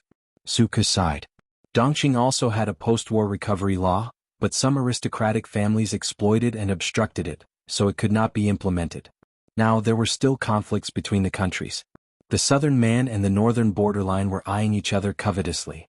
The war was almost on the verge of breaking out. All the knowledgeable people in the world had a consensus that the world was going to be in chaos again after a few years of stability.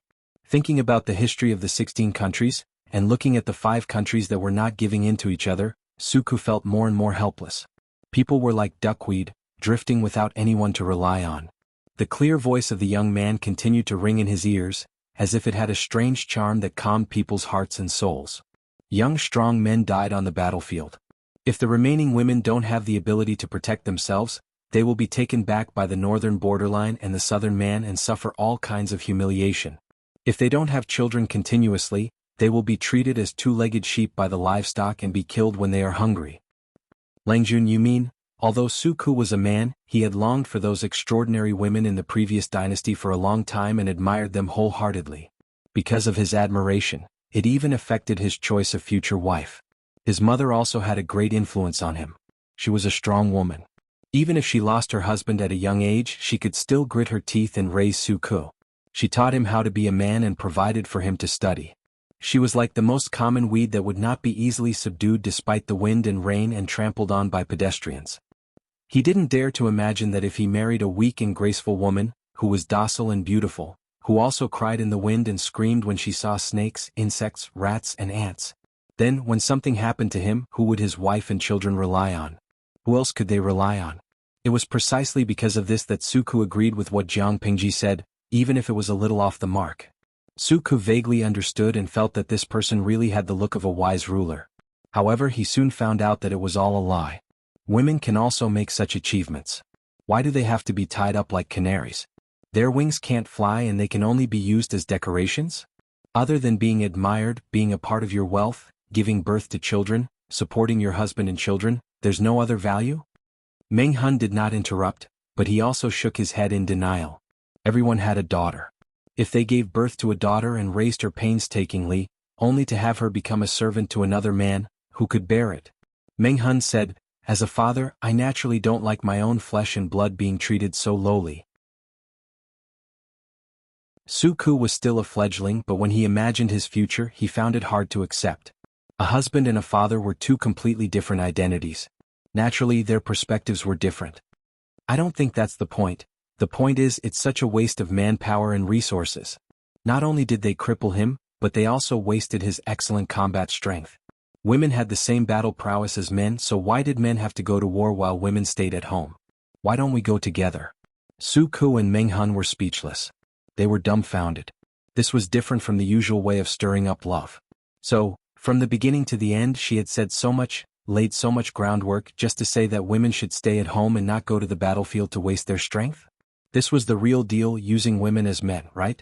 Meng Hun coughed and tried to say something to ease the awkward atmosphere. Langjun is still young. There are many things you don't understand. He smiled. Suku immediately understood and turned her head away, unable to bear to look at him. Tell me, what do I not understand? Jiang Pingji felt that if they did not follow her script, she would be very embarrassed. Women, the reason why there are more women in the inner courtyard is that they, are born different from men. Meng Hun said vaguely. How could he explain to his little Langjun that women's physiology was different from men's? After their bodies matured, they would need kuei water every month, and their bodies would become delicate. Pregnancy would take more than 9 months and they would not be able to work normally. Even giving birth would be like walking through the gates of hell. Langjun was still young and inexperienced. Even if he explained it to him, he might not understand. That was a bit embarrassing. Meng Hun glanced at Suku. You are a scholar after all, so you should say something. Unfortunately, Suku was already looking at the sky and the earth, and he refused to look at his pleading eyes. Jiang Pingji was speechless. The two men thought that Jiang Pingji did not understand, but in fact she already knew what they were trying to express through their mysterious eye contact. Because of the physiological structure, men were destined to be external, while women were internal. With the development of society, the social status of the latter would get lower and lower?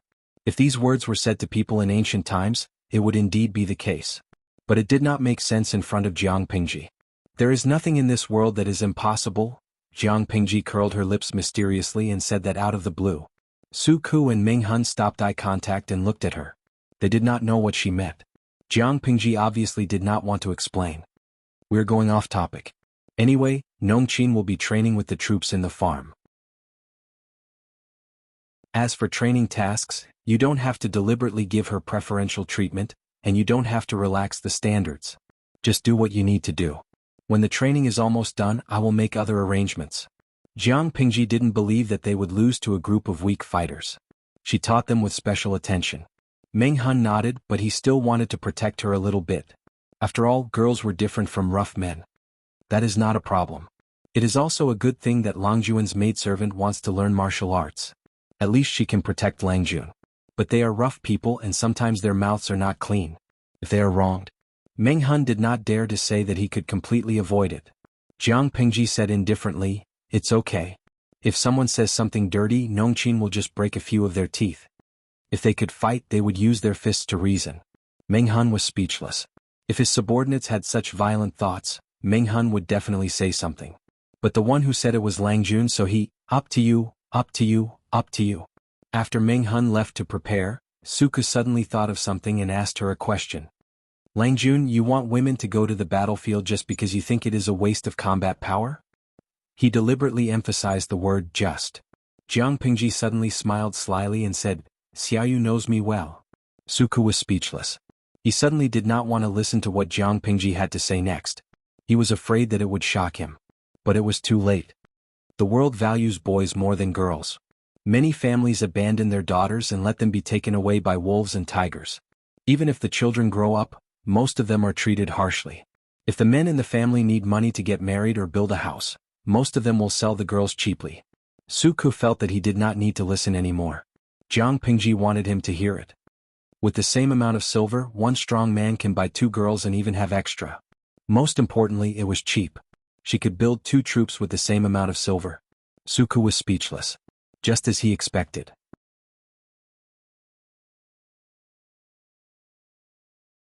Chapter 186. These are all written by Langjun. I didn't expect Langjun to be so knowledgeable about troop training. Meng Hun held the training rules written by Jiang Pingji like a treasure. Suku was not used to Meng Hun's expression of admiration, so he gave him the original draft that Jiang Pingji had written before. The training content could be called Torture by Suku. Naturally, it was inhumane. Meng Hun glanced at it and put it down quietly. He would rather read the revised version. Coach Meng, if there's anything you don't understand, you can come to me at any time. Meng Hun was a tactful person. Suku handed over the work easily, so the mental preparation he had done before was not put to use. Of course. I'll have to trouble Xiaoyu when the time comes. Meng Hun cupped his hands and smiled. He liked Suku a little more. Civil and military were 2 different fields. As a scholar, Suku was not familiar with training, but he was very meticulous in his work. Even though Meng Hun had never been in contact with this fledgling troop before, he had a rough idea after reading the content that Suku gave him. They were in the same camp, but they were not familiar with each other, so they did not talk about anything other than work. Suku was young, but he was talented and had a high level of comprehension. He learned a lot from Meng Hun's conversation. He was good at internal affairs, so he specialized in that area. He was very interested in the wartime food transportation that Meng Hun mentioned. As the saying goes, before the troops move, the food and fodder move first. A good logistics transportation line could decide the outcome of a war. His Langjuan's ambition was not limited to that. As the first member of Jiang Pingji's team, Suku could not lock his position as an accountant in the Luz. In other words, Suku had his own ambitions. They weren't small. At least he wasn't just an accountant. Meng Hun did not hide anything since Suku was asking about it. He told him everything he knew and even the names of several books. As for how to find those books, it was not Meng Hun's concern. Of course, Meng Hun did not read as many books as Suku. He had the advantage of age and his own experience, which was valuable. Unknowingly, the 2 of them chatted until night fell. After a hasty dinner, they went back to work. Jiang Pingji went back to the Luz and took out her night clothes. Then she put the 2 books in a secret place in the woodshed. That's good, she smiled. Everything was under control, which made her mood improve a lot. Her figure quickly disappeared into the night. That night, the gambling house was still very noisy. The gamblers did not care about the loss. They only cared about their own money and the money in other people's pockets. The boss of the gambling house was so angry that he almost vomited blood after Jiang Pingji cheated him of more than 4,000 taels of silver. Later on, he received news that the beautiful woman in the woodshed had been kidnapped by an unknown person. The hired thugs who were on duty at the gambling house had been seriously injured. When the old man heard this, he almost couldn't breathe. However, he had a tough life and was still alive. Even though he had suffered 2 critical hits, the boss would not close down because of this. This business, of course, had to continue. This casino was his property in Hejin County. If it was closed, how much silver would he lose in a day? The boss's face was ashen as he swallowed the blood and broken teeth. He hired a doctor to treat the injured thugs and bought some medicine. After giving them a small sum of money, he sent them home to recuperate. The security of the casino was temporarily handed over to the thugs who were not on duty that day. Big, big, big, big. Small, small, small, small. This time it must be small. Voices rose and fell one after another, filling the lobby on the first floor of the gambling house. The banker was smiling on the surface, but he was nervous on the inside. He opened the dice cup. 3 sixes. It was still a leopard. The dealer was a killer. At that moment, many gamblers who had lost their minds started to complain that there was a shady deal going on in the gambling house. Why is it a leopard again? This is the third leopard tonight, right? I have lost 20 tails since I came in. The last one was 3. 1 and now it's 3. 6. Who would believe that there is no shady deal? That's right. The money I earned from selling 2 acres of land has been taken away. Faced with the ruckus of the gamblers, the banker sneered coldly in his heart. A bunch of fools. The gambling house was a place where gamblers were emptying their pockets. How could there be no shady deal going on? How could the dealer have won so many times without any shady deal? Weren't they stupid? The dealer saw that the gamblers were getting out of control. Some thugs came forward with sticks and threatened them. The hot-headed gamblers became as obedient as a quail. How could an ordinary person beat a thug with a thick stick with his bare hands? The dealer said calmly, "If you are unlucky, go pray to the god of fortune. If you lose, it's your bad luck. Don't blame the gambling house.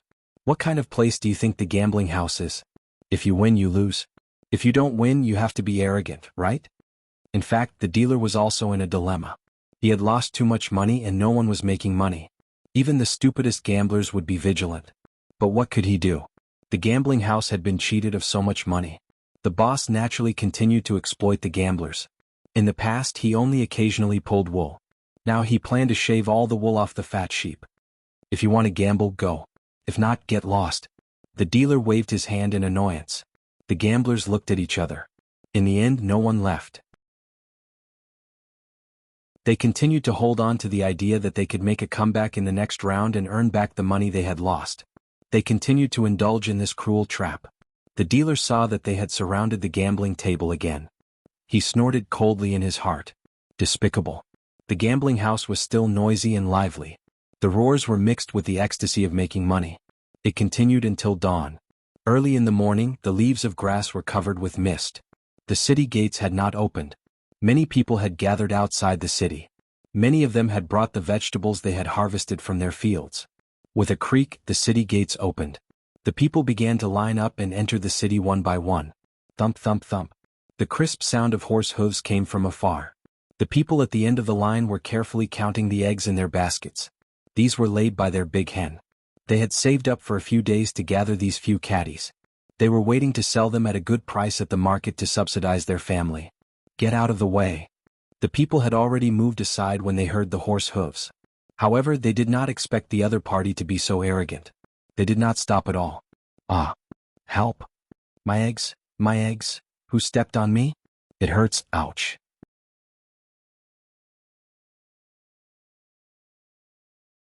Chapter 187.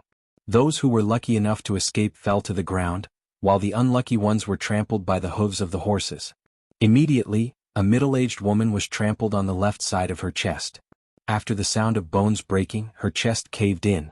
Blood flowed from her mouth and she died. The guards at the gate noticed the commotion and stepped forward to stop it. The 20 or 30 strong men on horseback took out a token from their waists. Who dares to stop the Mengs? Let them in. Hey, they were so stubborn. The guards had seen arrogant people, but they had never seen anyone who dared to kill people on horseback and still dared to announce their family name. Even if they were from the aristocratic families, they still cared about their face. How could they be so arrogant and rude? Stop them. Stop them all. The head of the guards was unhappy. This kind of thing had happened so early in the morning and several lives had been lost. If he let the murderer go just like that, he would be charged with a crime, and he would not be able to keep his position. I have never heard of anyone with the surname Meng in Hejin County. Arrest them. However, before the guards got close, the one who had trampled people to death on horseback blinded the guard with a whip. I am from the Mengs in Meng County, Zhangzhou. How dare you? The Mengs? The Mengs, one of the four noble families in Dongqing and the real emperor of Zhangzhou? The leader of the guard's expression changed several times. Finally he forced a smile. Oh, I understand. May I know the reason why you have come? Breaking into the gate and trampling people to death? Did they really think that Hejian County was the same as Meng County in Zhangzhou? Cut the crap and let us into the city. Otherwise we will kill you. The whip in his hand cracked in the air, forcing the leader of the guards to take a step back. Just like that, the group of people casually rode their horses away. Above the gate, the soldiers had already drawn their bows and arrows, waiting for the order to shoot. The leader of the guards was livid. He raised his hand to stop them. If they were really from the Mengs, they would be in trouble if they hurt them. If they were not from the Mengs, they wouldn't dare to be so arrogant in Hejian County. However, they still had to send someone to follow them. Who knew what they were up to? Facing the people lying in pools of blood and hearing the moaning and groaning in his ears, the leader clenched his fists and punched the city wall in anger. Report this matter to the prefectural governor, then send the injured to the medical center. Record everyone's loss and those who died tragically. Send these to the prefectural governor and let him decide. The Meng family of Zhangzhou, they've gone too far. Early in the morning, there were already wails and cries outside the city gate. Back to the other side. After the group entered the city, they immediately galloped on the streets. Fortunately, the market had not opened yet and there were not many pedestrians, so it was easy to avoid them. Do you know where the Fulai Casino is? The leader stopped his horse in front of a passerby who obviously hadn't slept all night. The horse's hooves were raised high and almost fell on the man. The man was so scared that he was no longer sleepy. He felt as if he had taken a stroll through the gates of hell. His back was drenched in cold sweat. No. Under the threat of the horse's hooves, the passerby was so scared that he fell to the ground. The passerby was the gambler who had gambled all night in the Fulai Casino. His eyes were bloodshot, his face was pale, his lips were pale and his eyes were heavy. From afar he looked like he was walking on air. You know? Good that you know. Take us there quickly or you'll be whipped. The leader was overjoyed, and the dozens of strong men behind him also revealed relaxed expressions. They didn't expect to be so lucky that they caught a person just after they entered the city gate, and he happened to know the Fulai Casino. Thinking of Meng Liang, who had been missing for a long time, they couldn't help but feel nervous. They didn't want to escort him to Shangjing to hide. After all, Meng Liang's bad temper was well known. He was also a little lecher. Anyone who was targeted by him, no matter male or female, no matter how good-looking they were, could escape from his claws. The lucky ones survived and the unlucky ones were beaten to death directly. Thinking that the family head, Meng Zhan, wanted him to be the heir of the family, many elders in the family felt a little disappointed. The Mengs was so glorious. If it was handed over to a playboy like Meng Liang, wouldn't it be over? How could he support a family with his little ability? In contrast, the eldest Lang Jun, who had no sense of existence, was more popular. Unfortunately, he was far away in Shangjing to study, and he wouldn't come back even once a year. He had almost no contact with the Meng subordinates, and he didn't even write a letter to his family. Thinking of this, people could understand. Meng Liang had a son who didn't even have a son. How could he be more likable than Meng Liang, who was sweet and filial? However, it was strange that they were both sons of the same mother. The second Lang Jun, Meng Liang, was useless, while the eldest Lang Jun, Meng Heng, was educated and polite. It was said that he was quite famous in Shangjing. He was going to be evaluated this year, and it was estimated that he would get a good result. Putting away the unnecessary thoughts, the leader threatened the gambler to lead the way. The gambler had no choice but to lead the way in fear. The knife on the man's waist was real, and the whip in his hand was still dripping with blood. He didn't want to die. Is this the place? After several turns, the group stopped in front of a gambling house. Standing outside, they could hear the clamor inside the house. Yes. There is only one gambling house here called Fu Lai. Well, sir, can I go now? If he led the way for others, he could get some tips if he was lucky. But he was leading the way for this man, and it was good enough that he didn't lose his life. The gambler bowed. After getting permission from the leader, he quickly turned around and ran away as if he was being chased by evil spirits. Bah, coward. Behind him, a few of the attendants on horseback laughed, mocking the gambler's horrified expression and actions just now. Shut up. It's more important to find Lang Jun. The leader scolded in a low voice, got off the horse, opened the curtain, and entered the gambling house with his knife. There were about 20 or 30 people in the gambling house, all with knives. They were tall and burly and had a strong aura. They seemed to be evil. As soon as they entered the hall of the gambling house, the whole space became narrower than before. The sharp-eyed waiter of the gambling house saw them, and his heart skipped a beat. Judging from their clothes and aura, they didn't look like they were here for fun. Could it be that they were in trouble? Thinking of this, the waiter had cold sweat on his back. He forced a smile and went forward to welcome the guests. "Don't talk nonsense. Let me ask you, did you catch a young boy 2 days ago?" The waiter's expression froze and his forehead began to sweat.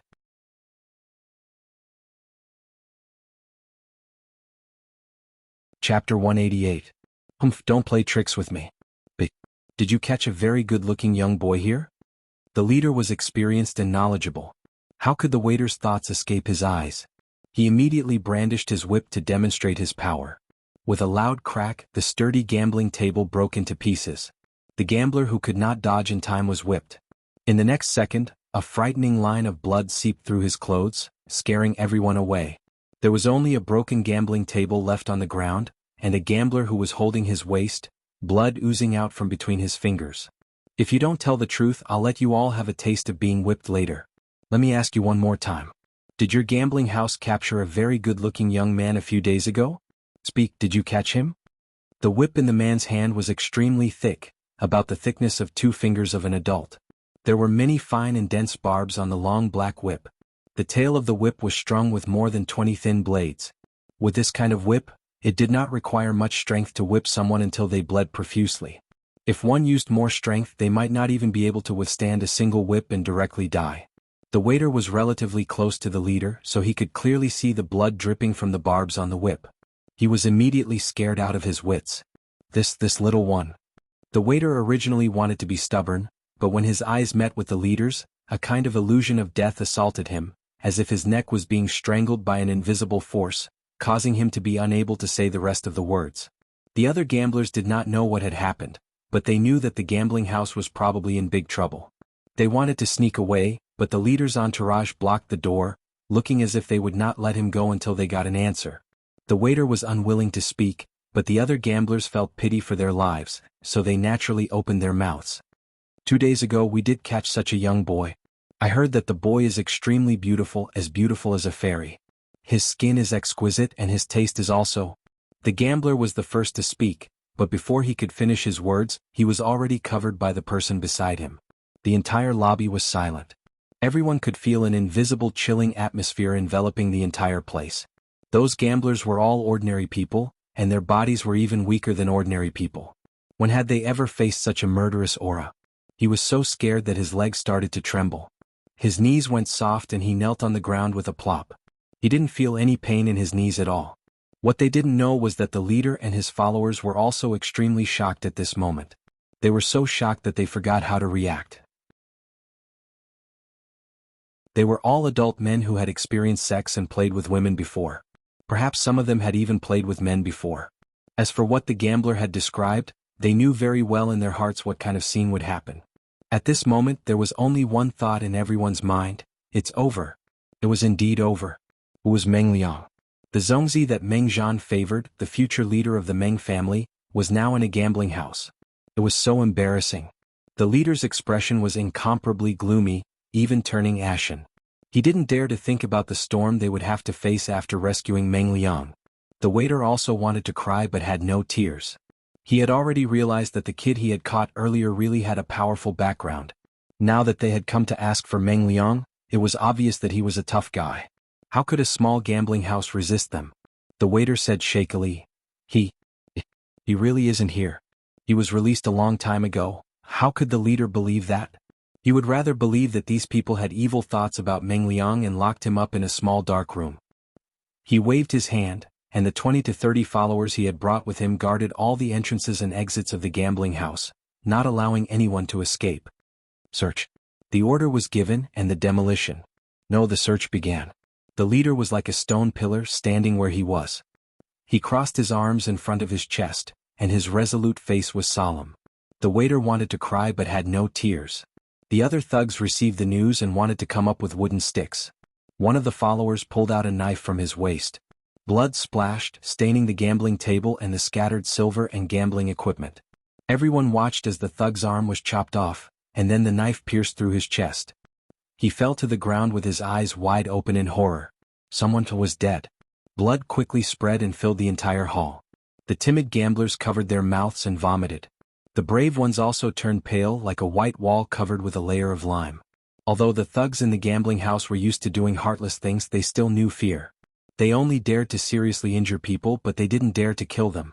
However, none of them expected that there was no lack of people like this in this world.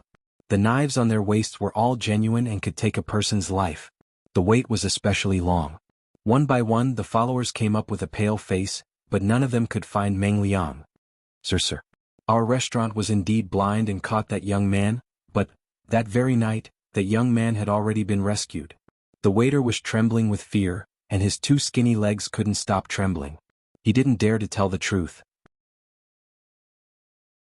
If he told the truth and said that the young man disappeared on the second night after being caught, it would undoubtedly confirm the truth that the big mouth of the gambler had revealed. Could any aristocratic family endure such humiliation? If that happened, they would really be finished. Therefore, there were some things that they couldn't admit even if they were beaten to death. After a while, the followers came back one after another. The news was very disappointing. The last one was holding 2 scrolls in his hands. The scrolls were stained with dust. These 2 scrolls were found in a woodshed. Found this? Boss, please take a look. He had interrogated 2 of the thugs and confirmed that the woodshed was where the gambling house kept the goods. Because he didn't dare to make a decision, he didn't open the scrolls to see the contents. The leader reached out his hand and roughly tore the neatly tied strips of cloth on the bamboo scrolls. He shook it open with one hand. He read 10 lines at a time. After he finished reading, the leader's face suddenly became darker and darker, as if ink was about to drip out. Everyone was trembling, afraid that it would say that Meng Liang was already dead. Of course, there was no such content, but it wasn't optimistic either. These people, kill them all. The leader's eyes flashed and his murderous aura was obvious. After receiving the order, the other followers didn't hesitate. They all pulled out the knives on their waists and walked to the others. What were these people going to do? Whether it was the people in the gambling house or the gamblers, they were all scared out of their wits. Murder. One of the gamblers couldn't help it anymore. He wanted to run out the door, but his head was instantly cut off from his body. Blood splashed on the wall. At that moment, everyone clearly realized one thing.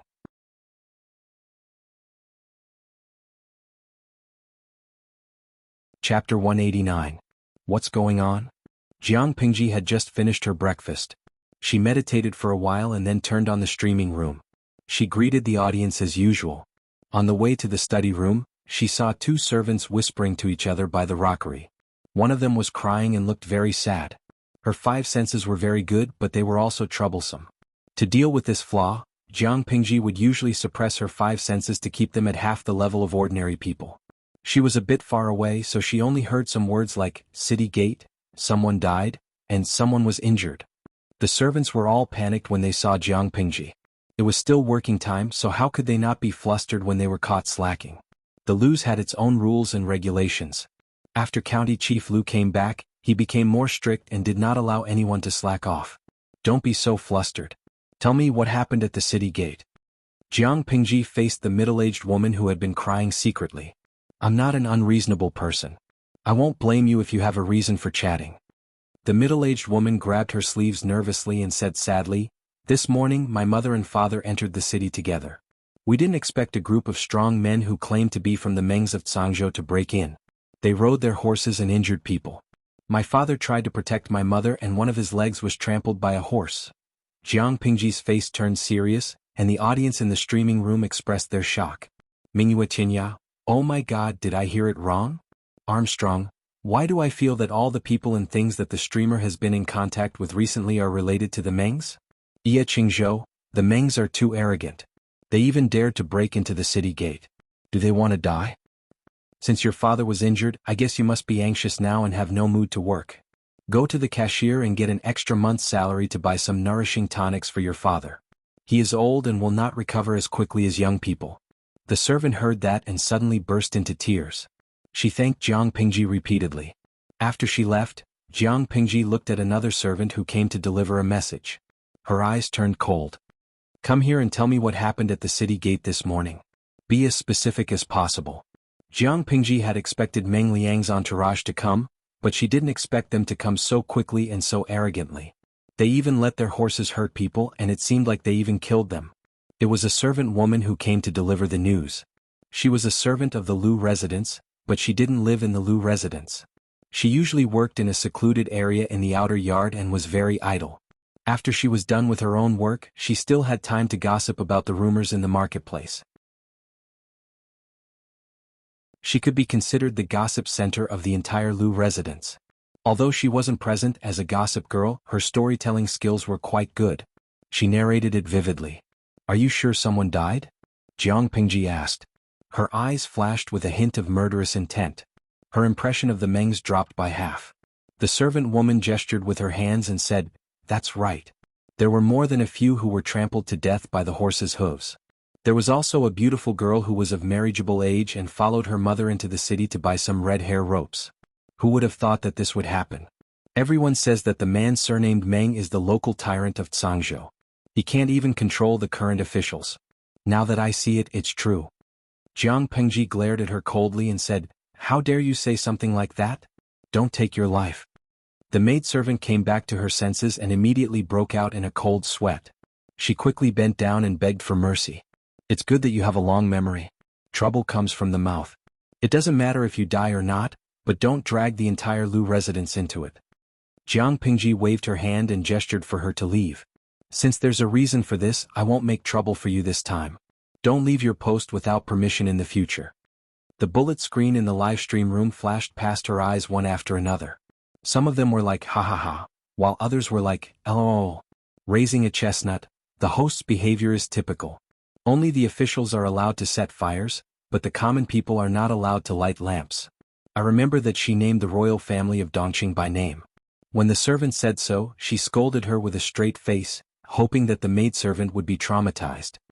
Raising a chestnut, if not, how can she be a match for the domineering host? Raising two chestnuts, the only host who is domineering and capricious but still not pleasing to the eye. Tang roasted chestnut, no? Now isn't the point that the Mengs are arrogant? They broke the city gate with horses and killed people? Obviously, there were viewers who were willing to understand the plot of the live stream, but only a few. Most of them were there to watch the host. The Mengs? Jiang Pingji could imagine the bloody chaos at the city gate in the early morning just by simulating it in her mind.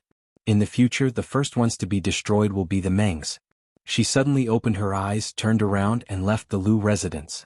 She got on the carriage and asked the groom to drive her to Fulai gambling house. Before he could even get close, the stench of blood had already entered his nose.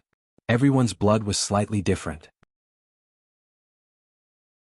People with a keen sense of smell could even distinguish a lot of information by smell, such as how many people had died and how long they had been dead. That was her level in her previous life. In this life she had only fused a little, so she was not that good. However, based on her rich experience, the number of people who had died was definitely not less than 50. Jiang Pingji's face turned cold. She said to the groom, "Go a little further and see what happened." The coachman drove the carriage forward a little. A group of people surrounded the entrance of the gambling house. One by one, people dressed in bailiffs' uniforms carried out the corpses covered with white cloth. The blood had yet to coagulate, and it dripped onto the ground. Everyone's faces turned pale when they saw it. They were all killed? Jiang Pingji clenched her fists. At that moment, her expression was unprecedentedly cold. The system, which was one with her, wanted to reduce its sense of existence to zero, for fear that Jiang Pingji would think of it.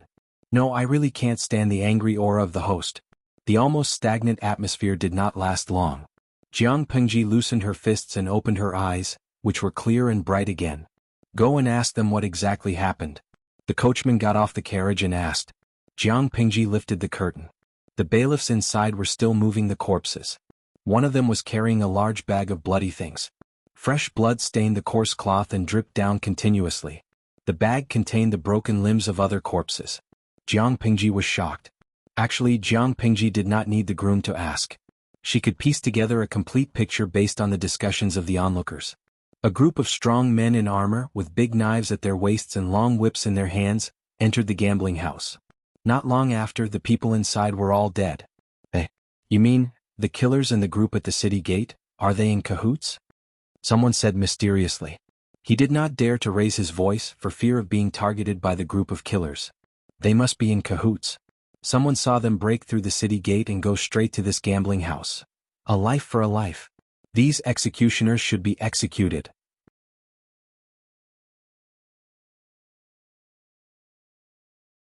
Chapter 190. Second Langjun, I've asked. The coachman came back and whispered to Jiang Pingji through the curtain to make sure she could hear him.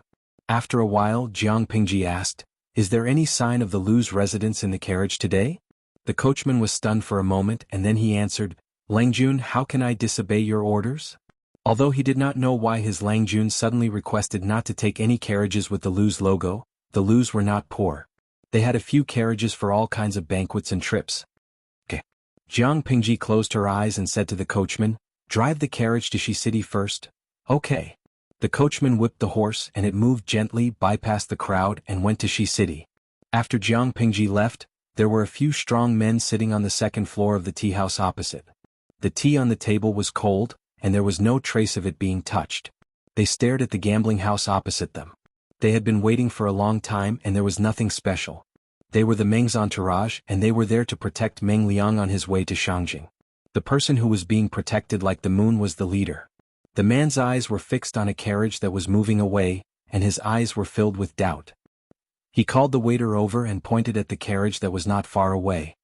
"Do you know which family it belongs to?" The waiter stretched his neck awkwardly. He tried to identify it for a long time, but he could not think of any familiar family. It was a very ordinary carriage. The workmanship and materials were common, and even a rich family could afford it. The waiter was confused. Didn't ordinary carriages look like this? There was no family emblem on it, so who could recognize it? Hajin was not a big place, but it was not small either. Those who could afford to take a carriage were as bright as the stars in the sky. He was just a waiter. It was good enough that he could recognize most of the family emblems of the gentry families. It was too difficult for him to recognize the carriage. He laughed awkwardly and said, "Sir, you are making things difficult for me. It is just an ordinary carriage. 9 out of 10 carriages in Hajin look like this. I really can't recognize which family it belongs to." At that moment, the group of people had taken off their armors. They did not recognize them for the time being. "Leader, what do we do now?" The leader did not speak, but his mind was still wandering. He raised his hand and asked one of his attendants to follow the carriage quietly to see which family it belonged to. He didn't know why, but he felt that something was strange. Most people wouldn't want to go near a place where a murder happened, except for those ignorant people who were not afraid of death. Was it not bad luck to die? Not to mention these families who could afford to ride in carriages. However, the leader had no choice but to give up when the attendant came back and reported to Jiang Pingji about the carriage. "Leader, I don't think that carriage is suspicious, and it's not Meng Hun's group in disguise." The attendant who followed Jiang Pingji around the west and east districts had a helpless look on his face. "Then tell me, why did they stop?" the leader asked. The attendant was stunned for a moment and then stuttered, "I guess there are too many people watching the show and they're blocking the way." The leader, "Yes, they were used to running amok in Sangzhou. They never had the concept of stopping for passers-by. They just ran amok." But this was Hajin County. In other words, he had thought that he was smart, but in fact he was just being stupid. The leader's face darkened when he thought about it. Or rather, it was as dark as the bottom of a pot. "Leader, we've been here for a day and we haven't found Meng Hun and his group. We can't catch them. What should we do now?" Meng Liang had been kidnapped by Meng Hun. It was definitely not a good sign. But the leader thought that Meng Liang was not dead, and he had a good reason. The leader said firmly, "Go back quickly and tell the master about Second Longjuan's kidnapping. We can't afford to delay." Some of the attendants were still reluctant to make the decision. "Leader, if something happens to Second Langjun, won't we be—" The attendant made a gesture of cutting his neck with his hand. He looked very nervous. Who was not afraid of death? The leader shook his head and said, "Second Langjun is definitely not dead. Meng Hun doesn't have the guts." "Otherwise?" the attendant asked seriously, "Why? Isn't it simple?" The leader opened the 2 bamboo slips and pointed at the one written by Meng Liang. He said with certainty, "Haha, haven't you noticed that Second Longjuan's writing is neat, clear and steady? It doesn't look like it was written by a panicked person. In other words, Second Langjun must have been sure that he would not die. That's why he wrote this letter. But this Meng Hun is asking for 2,000 dawn of food. Isn't he afraid of being stuffed to death?" 2,000 dawn of food was not a small amount. But food was not a big deal. As long as Meng Liang was alive and well, everything would be fine. Leader, you're so wise. A few attendants flattered him one after another, their mouths uttering flattering and auspicious words of flattery. So now is not the time to be hesitant. We have to send these 2 bamboo slips back as soon as possible. As long as we can save second Langjun, it will be a great achievement. Even if the master blames us, who doesn't know that second Langjun's disappearance was because of his naughtiness? Even if there was a punishment, it would not be a heavy one. They would even be rewarded with a lot of money after the incident. Unfortunately, the leader thought that Meng Hun and his men would be impatient and come to check on what had happened in the gambling house. That was why he decided to wait on the second floor of the tea house across the street. But after waiting for half a day, all the bodies in the gambling house had been cleaned up, but there was still no sign of Meng Hun. The leader said, "Pack up and get ready to go back to Zhangzhou. You guys, where do you think Hejian County is? That you can come and go as you please? Let's all go." A strange voice came from behind. The leader and his attendants were immediately alerted. They looked at the person who spoke. "Let's go. You killed someone here and you still want to walk away? There's no such thing as a free lunch in this world." These people were all guards of the Hejian County Governor's office. Each of them had a knife at their waist, so they were quite capable. The 2 sides were in a stalemate, but a strong dragon could not beat a snake in its own land. The leader of the Meng snorted coldly. He said arrogantly, "How can you catch me now? How are you going to send me back later?" Hearing what he said, the people of Hejian County were instantly filled with righteous indignation. They wanted to pull out their knives and cut them into pieces. Stubborn. The corners of the guard's mouth froze. He looked extremely indignant.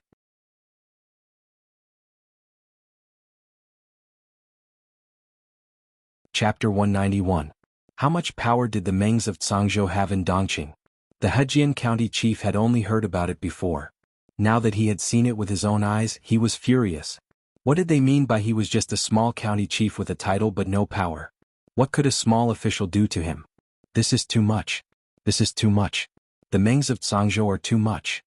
The Hejian County chief was so angry that he flipped over the table. The fat on his body shook with his movement, and the mustache on his lips almost curled up. It was true that Hejian County was just a small county according to the size of the land and the number of people. But since it was a county, he deserved to be the Hejian County chief. How could he tolerate being humiliated by the servants of the Mengs? The guards of the Hejian County chief's manor who had escorted the people there also looked furious. The leader grinned hideously, raised his hand, and patted the shoulder of the leader of the guards. He whispered to him, "I told you how you brought me here and how you sent me out. Why do you have to humiliate yourself? Let's go." The leader waved his hand, and the 20 or 30 people swaggered out of the Hejian County chief's manor. They were extremely arrogant. In the distance, Jiang Pingji lifted the curtain of the carriage coldly and looked at the arrogant people quietly. They were like roosters who had won a fight. The audience in the streaming room did not witness the whole process, nor did they see how arrogant those people were in the Hejian County chief's manor. However, based on the words of the leader, many people said that they were too arrogant. If they had the ability, why didn't they explode on the spot? I don't agree with the streamer. I'm so angry that my lungs are about to explode. Even Li Gang's son was not so arrogant. The leader was just a servant of the Mengs. How could he be so arrogant? He would not even survive the second episode in a TV series. Inja, to put it bluntly, not only did he survive the second episode, but he also walked out of the Hejian County chief's manor alive. Ili Shabai, alas, that's how the ancient society was. Power could crush people to death. Time passes between fingers. It's really annoying. Although I know that people's lives were worthless in ancient times, I didn't expect it to be so cheap. There were at least 50 to 60 corpses brought out of the casino. That was 50 to 60 lives. Pianxin Diawu? Oh, I don't agree with the saying that time flies. The correct way to put it should be, the lives of civilians are like weeds or even less than weeds. The lives of people with social status are precious. The atmosphere in the live broadcast room was a little quiet. Previously, when they stopped outside the gambling house, many viewers had already left due to the pressure. It was just that the queue for the live stream was always full. After a wave of people was pushed out, there would still be new people filling in. The number of people online had always been stable at 10,000. Jiang Pengji looked at it coldly for a while and suddenly sent a message in the streaming room. "Ostv, are you guys afraid of blood? The viewers in the live stream were dumbfounded. Why did he suddenly ask this question? Could it be that his nerve reflex arc was too long? The next second, Jiang Pingji added another one.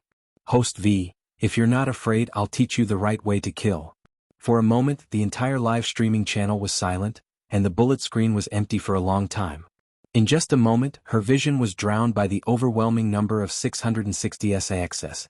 Iya Qingzhou, daily brainwashing task, be impressed by the streamer's handsomeness, completed January 1st. Pianxian Diao Wu, let's not talk about anything else, just based on the streamer's straightforwardness, I have to give you a string of 666. Ili Shabai, do you still need a leg accessory? You can shout 666 in all kinds of positions. The audience in the streaming room was almost boiling. Jiang Pingji's lips had a trace of a sneer. If you're not happy, you'll fight back. Only a tortoise would swallow his anger. Let's go back first. The carriage's curtain was put down, and the coachman lightly whipped the rope. It didn't take long to get to the loose from there. Jiang Pingji directly asked someone to go to the stable and bring the horse over. I have to go out for some things. If father asks where I went, tell him I'll be back before the city gate is locked. Taking the reins, Jiang Pingji easily leaped onto the horse's back. She took a shortcut and avoided the crowded places. Jiang Pingji arrived at the city gate without a hitch. Seeing the indignant expressions on the guards' faces, Jiang Pingji calmed down. She murmured in a low voice, it looks like they just passed the city gate. I should still be able to make it. The inspection at the city gate was not slow. She quickly took the reins and mounted the horse, rushing in the direction of the group. The war horse of the northern borderline was pure white. It had a well-proportioned and handsome body, was good at long-distance raids and had a long endurance. It was a rare and famous horse. It was the first time Jiang Pingji had ridden it except for the gathering. They should be right in front. But the terrain is flat and it's easy to be exposed in a short distance. Let's take a detour and get ahead of them. Seeing the messy and deep hoof prints on the ground, Jiang Pingji's eyes flashed. She slightly pulled the reins and let the horse gallop in another direction. The group of more than 20 people naturally wouldn't expect that someone was following them, waiting for the best time to strike. One of the attendants looked a little worried. He asked the leader, if the master blames us for abusing the Meng's name, how can that be considered abusing? If it weren't for those people in Hejian County, we would have been at the next station by now. Second Langjun was kidnapped by Meng Hun and his gang. Now is the time to save him. Can they afford to waste such an important time? The leader didn't say anything. It was another attendant who spoke.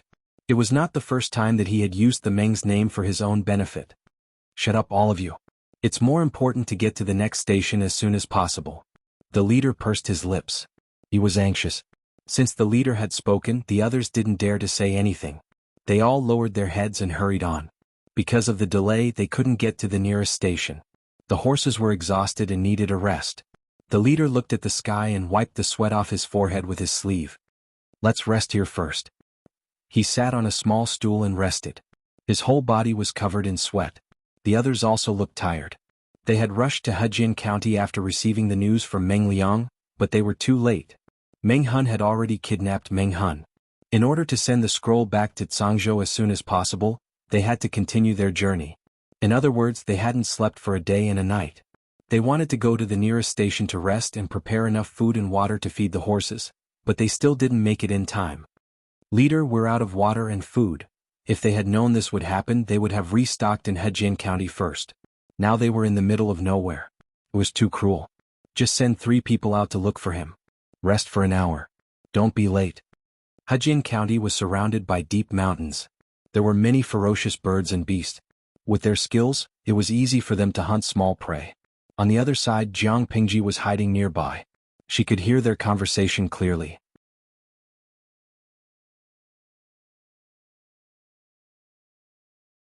Chapter 192. Those horses are good horses. Why don't we take some? It's also a fortune. Jiang Pingji hid in the dark and carefully observed the group. When her eyes fell on the horses, she couldn't help but feel excited. Although those horses were not as good as the best horses, they had excellent bloodlines and belonged to the Meng stable. The Mengs was the only one among the 4 noble families that started with military achievements. They also owned the largest stable in Dongqing. Zhangzhou was located at the intersection of trade routes, so it was very convenient for all kinds of business. The Mengs imported many famous horses from the northern borderline or the southern Man. After several generations of breeding, most of the horses in the stable were of excellent quality. However, they only sold the inferior horses. The best quality horses had to be offered to the main family of the Meng family or given to the Meng family as compensation to the army of the Meng family. The royal family of Dongqing wanted good horses, so they had to buy them from the northern borderline or the southern Man at a high price. By chance, they learned that the Mengs also had good horses, so the emperor hinted in various ways, hoping that the Mengs would offer a batch of good horses to him. What was the result? The Mengs did not take the emperor seriously at all. They offered a batch of inferior quality horses as a tribute, and bluntly said that the best horses from the stud farm were to be sent to the Mengs army. Not a single one of those good horses was allowed to flow out. This made the emperor of Dongqing very angry. However, the Mengs were indeed not to be trifled with. The emperor of Dongqing was already burning with anger, but he had to maintain an open-minded and hearty appearance. Jiang Pingji didn't want the horses at first, or she didn't even think about it. But their owner was going to die soon. Wouldn't it be a pity if she didn't accept them? As a good girl who didn't like to waste any resources, Jiang Pingji said that the horses were now hers. What if she didn't agree? Hold it in. He sent 3 experienced followers to search for food and water, while the others rested and recovered their strength. I heard that there are many bandits in Hejian. Do you think the 3 of them will run into them? They sat down to rest and the attendants started chatting. Hey, as long as they are not blind, which bandit will give us trouble? Not to mention 3 people going out together, even if there's only one person, which one of us from the Meng family army doesn't have the imposing manner to fight against 10,000 people? What's so scary about a few mobs? Don't you think so? At the mention of the Meng army's prestige, the attendants suddenly felt a surge of confidence. Indeed, in the whole of Dongqing and even the other 4 countries, who did not know of the reputation of the Meng army? They had guarded Sangzhou for many years and helped the royal family of Dongqing protect the vital parts of the country. Wasn't it all thanks to them that Dongqing was able to celebrate peace and prosperity? That's right. But in my opinion, the strongest among us is still the leader. Even that Meng Hun can't compare to you. A follower gently flattered him, and the group of people seemed to have received some sort of hint. Flattery flooded their leader like a tide. The corners of his lips couldn't help but curl up. His heart swayed, and he waited until he was satisfied with the feeling of floating on air before he reprimanded her with a stern face. The leader furrowed his brows and seemed to be very displeased. We're asking you to fix up now, not to gossip like a bunch of gossipy women. If you don't want to rest, then say so earlier.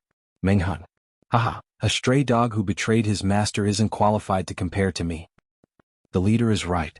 We were wrong. How can that hypocritical stray dog Meng Hun compare to you? One of the attendants quickly changed his words and flattered the leader with his glib tongue. This attendant clearly had a face full of righteousness, but his eyes darted around from time to time, looking extremely restless. When it came to flattering, he was more active than anyone else. The other attendants immediately followed up and opened their mouths to say, Meng Hun is not qualified to compare to the leader. If you want to compare, throughout the whole of Dongqing, only the Count of Jinbei's residence is qualified to compare to the leader. I heard that they were beaten up in the northern borderline again. In my opinion, if the leader was the leader with your talent, you would definitely be able to turn the situation around and beat those bastards in the northern borderline back to their grandmother's house. After hearing this, the leader was in a good mood, as if he was shouting a piece of ice in the hottest days of the year. His whole body was icy cold. The few of them talked about everything and flattered the leader. After a quarter of an hour, the 3 attendants from before still hadn't returned. Of course they couldn't come back. The 3 attendants were experienced in surviving in the wilderness, but compared to Jiang Pingji they paled in comparison. She quickly found the nearest water source and laid in ambush, waiting for the 3 prey to take the bait. Soon the 3 figures came together. One of them said in surprise, "There is water here. You're the best. Don't talk anymore. Fill the water bags first." The 3 of them were carrying many empty leather water bags. If they were to fill all of them and bring them back, the weight would not be light. Jiang Pingji looked at them coldly and squatted down beside the pool. She steadily raised the bow in her hand. She took out 2 arrows from the quiver and quickly drew the bow to a full moon. Swoosh, swoosh, the 2 arrows sank into the brains of the 2 attendants, piercing through the back of their heads. They were instantly killed. The 3rd person was originally seriously filling the water bag with water. Suddenly, He noticed that the surface of the water beside him was dyed red with eye-catching blood. He was slightly stunned. The two companions who were talking and laughing with him just a second ago opened their eyes wide in disbelief and fell head first into the pool. Enemy attack. Two words suddenly popped up in the mind of the third person. The water bag in his hand fell to the ground and wet the soil by the shore. He jumped up abruptly and pulled out the broadsword from his waist. He vigilantly looked around. Following the direction of the arrows, he did not see any traces of anyone. How many enemies were there? Where were they? For a moment, these two questions popped up in his mind. The more he thought about it, the more nervous he became. He tensed up and stayed on guard for a long time. Still no one attacked him. It was as if the two arrows that killed his companions appeared out of thin air. The person looked at the bodies of his two companions and nervously pursed his lips. Then he gritted his teeth and staggered away. Ye Qingzhou, host, you let them go just like that? Letting a tiger return to the mountain will cause endless trouble.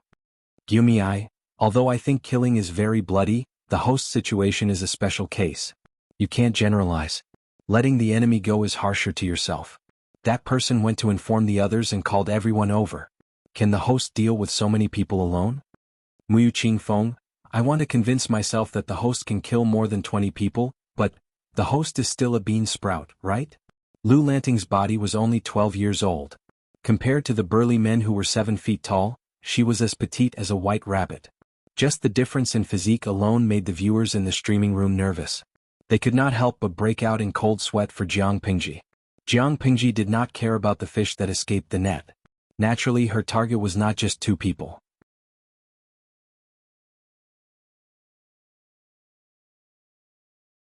Chapter 193. Host V, don't worry. Letting one fish go is just to attract more stupid fish. She sneered, leaped up and landed on the dense tree trunk. Her footsteps were light as she walked away. The enemy was in the light while she was in the dark. She always had the initiative. Thanks to the high mountains and deep forests in Hejian County, it was very convenient to hide. Besides, Jiang Pingji knew how not to leave any traces. She shuttled through the forest freely like a dragon in the sea. Bad news. Bad news. Leader, there's an enemy attack. The surviving follower ran towards the crowd in a panic.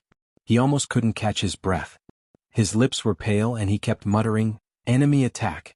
2 of our brothers were killed just now. What? Enemy attack? And 2 of our men were killed? The leader suddenly stood up from the small stool, took 2 steps forward, approached the surviving follower and said sternly, what enemy attack? The follower gasped for a while and finally could barely tell, just now I was fetching water with the other 2. Suddenly 2 black figures flashed by and attacked us with arrows. We were careless and the other 2 were shot in the head and they died. Died. The leader's eyes widened in disbelief, and then he became violent. The people he brought were killed by a sneak attack outside. It must have been done by the bandits near Hejian County.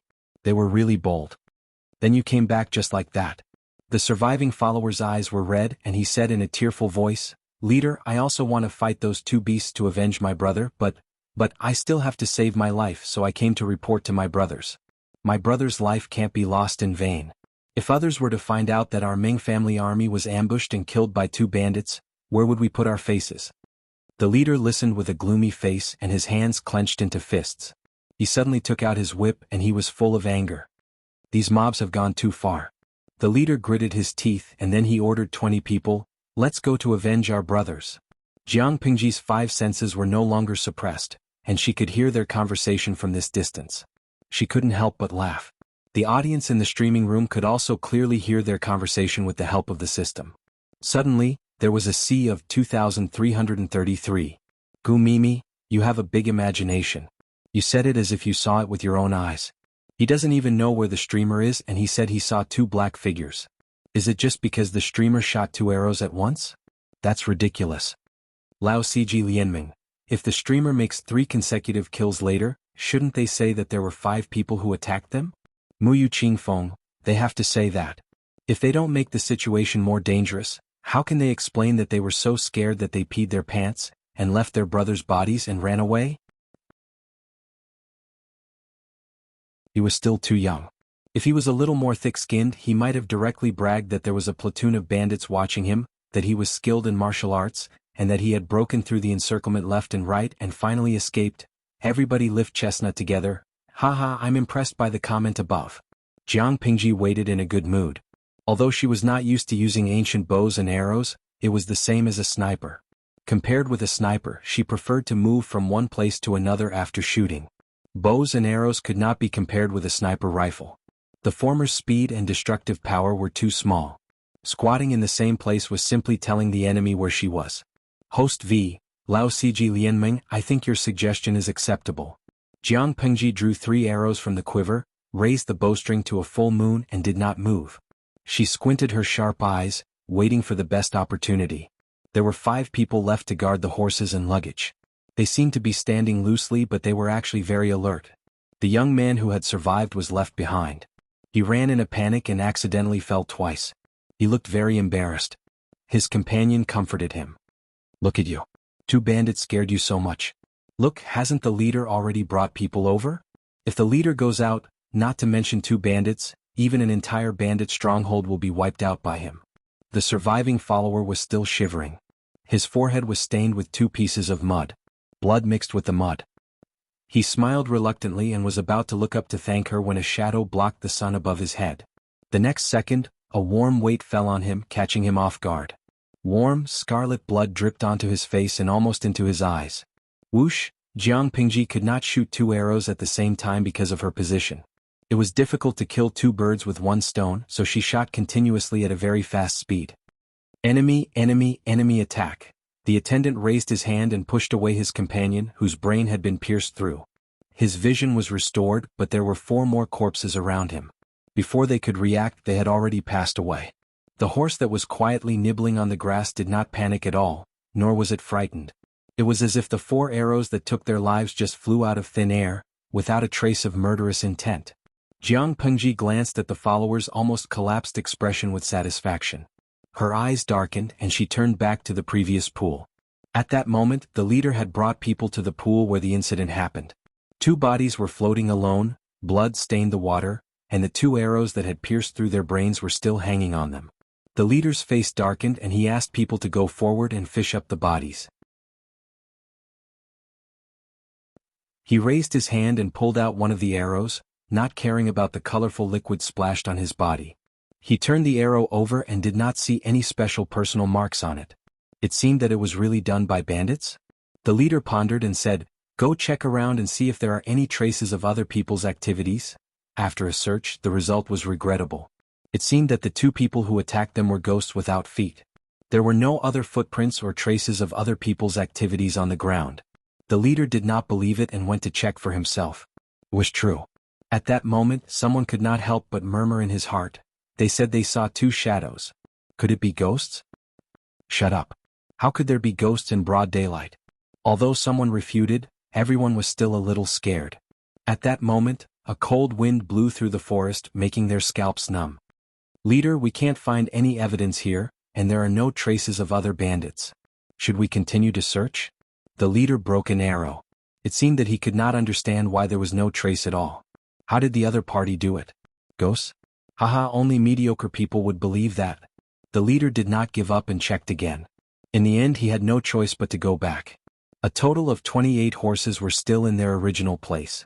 If they were robbed at that time, they would suffer a loss. Wait. You're tuning in to the Han Li's Wuxia Adventures YouTube channel. We're so grateful for your support, and don't forget to subscribe to join us on this incredible journey through captivating stories. Your generosity through donations truly makes a world of difference, as it's the primary source of revenue that allows me to expand and enhance this channel for you. Thank you from the bottom of my heart for being a part of this adventure.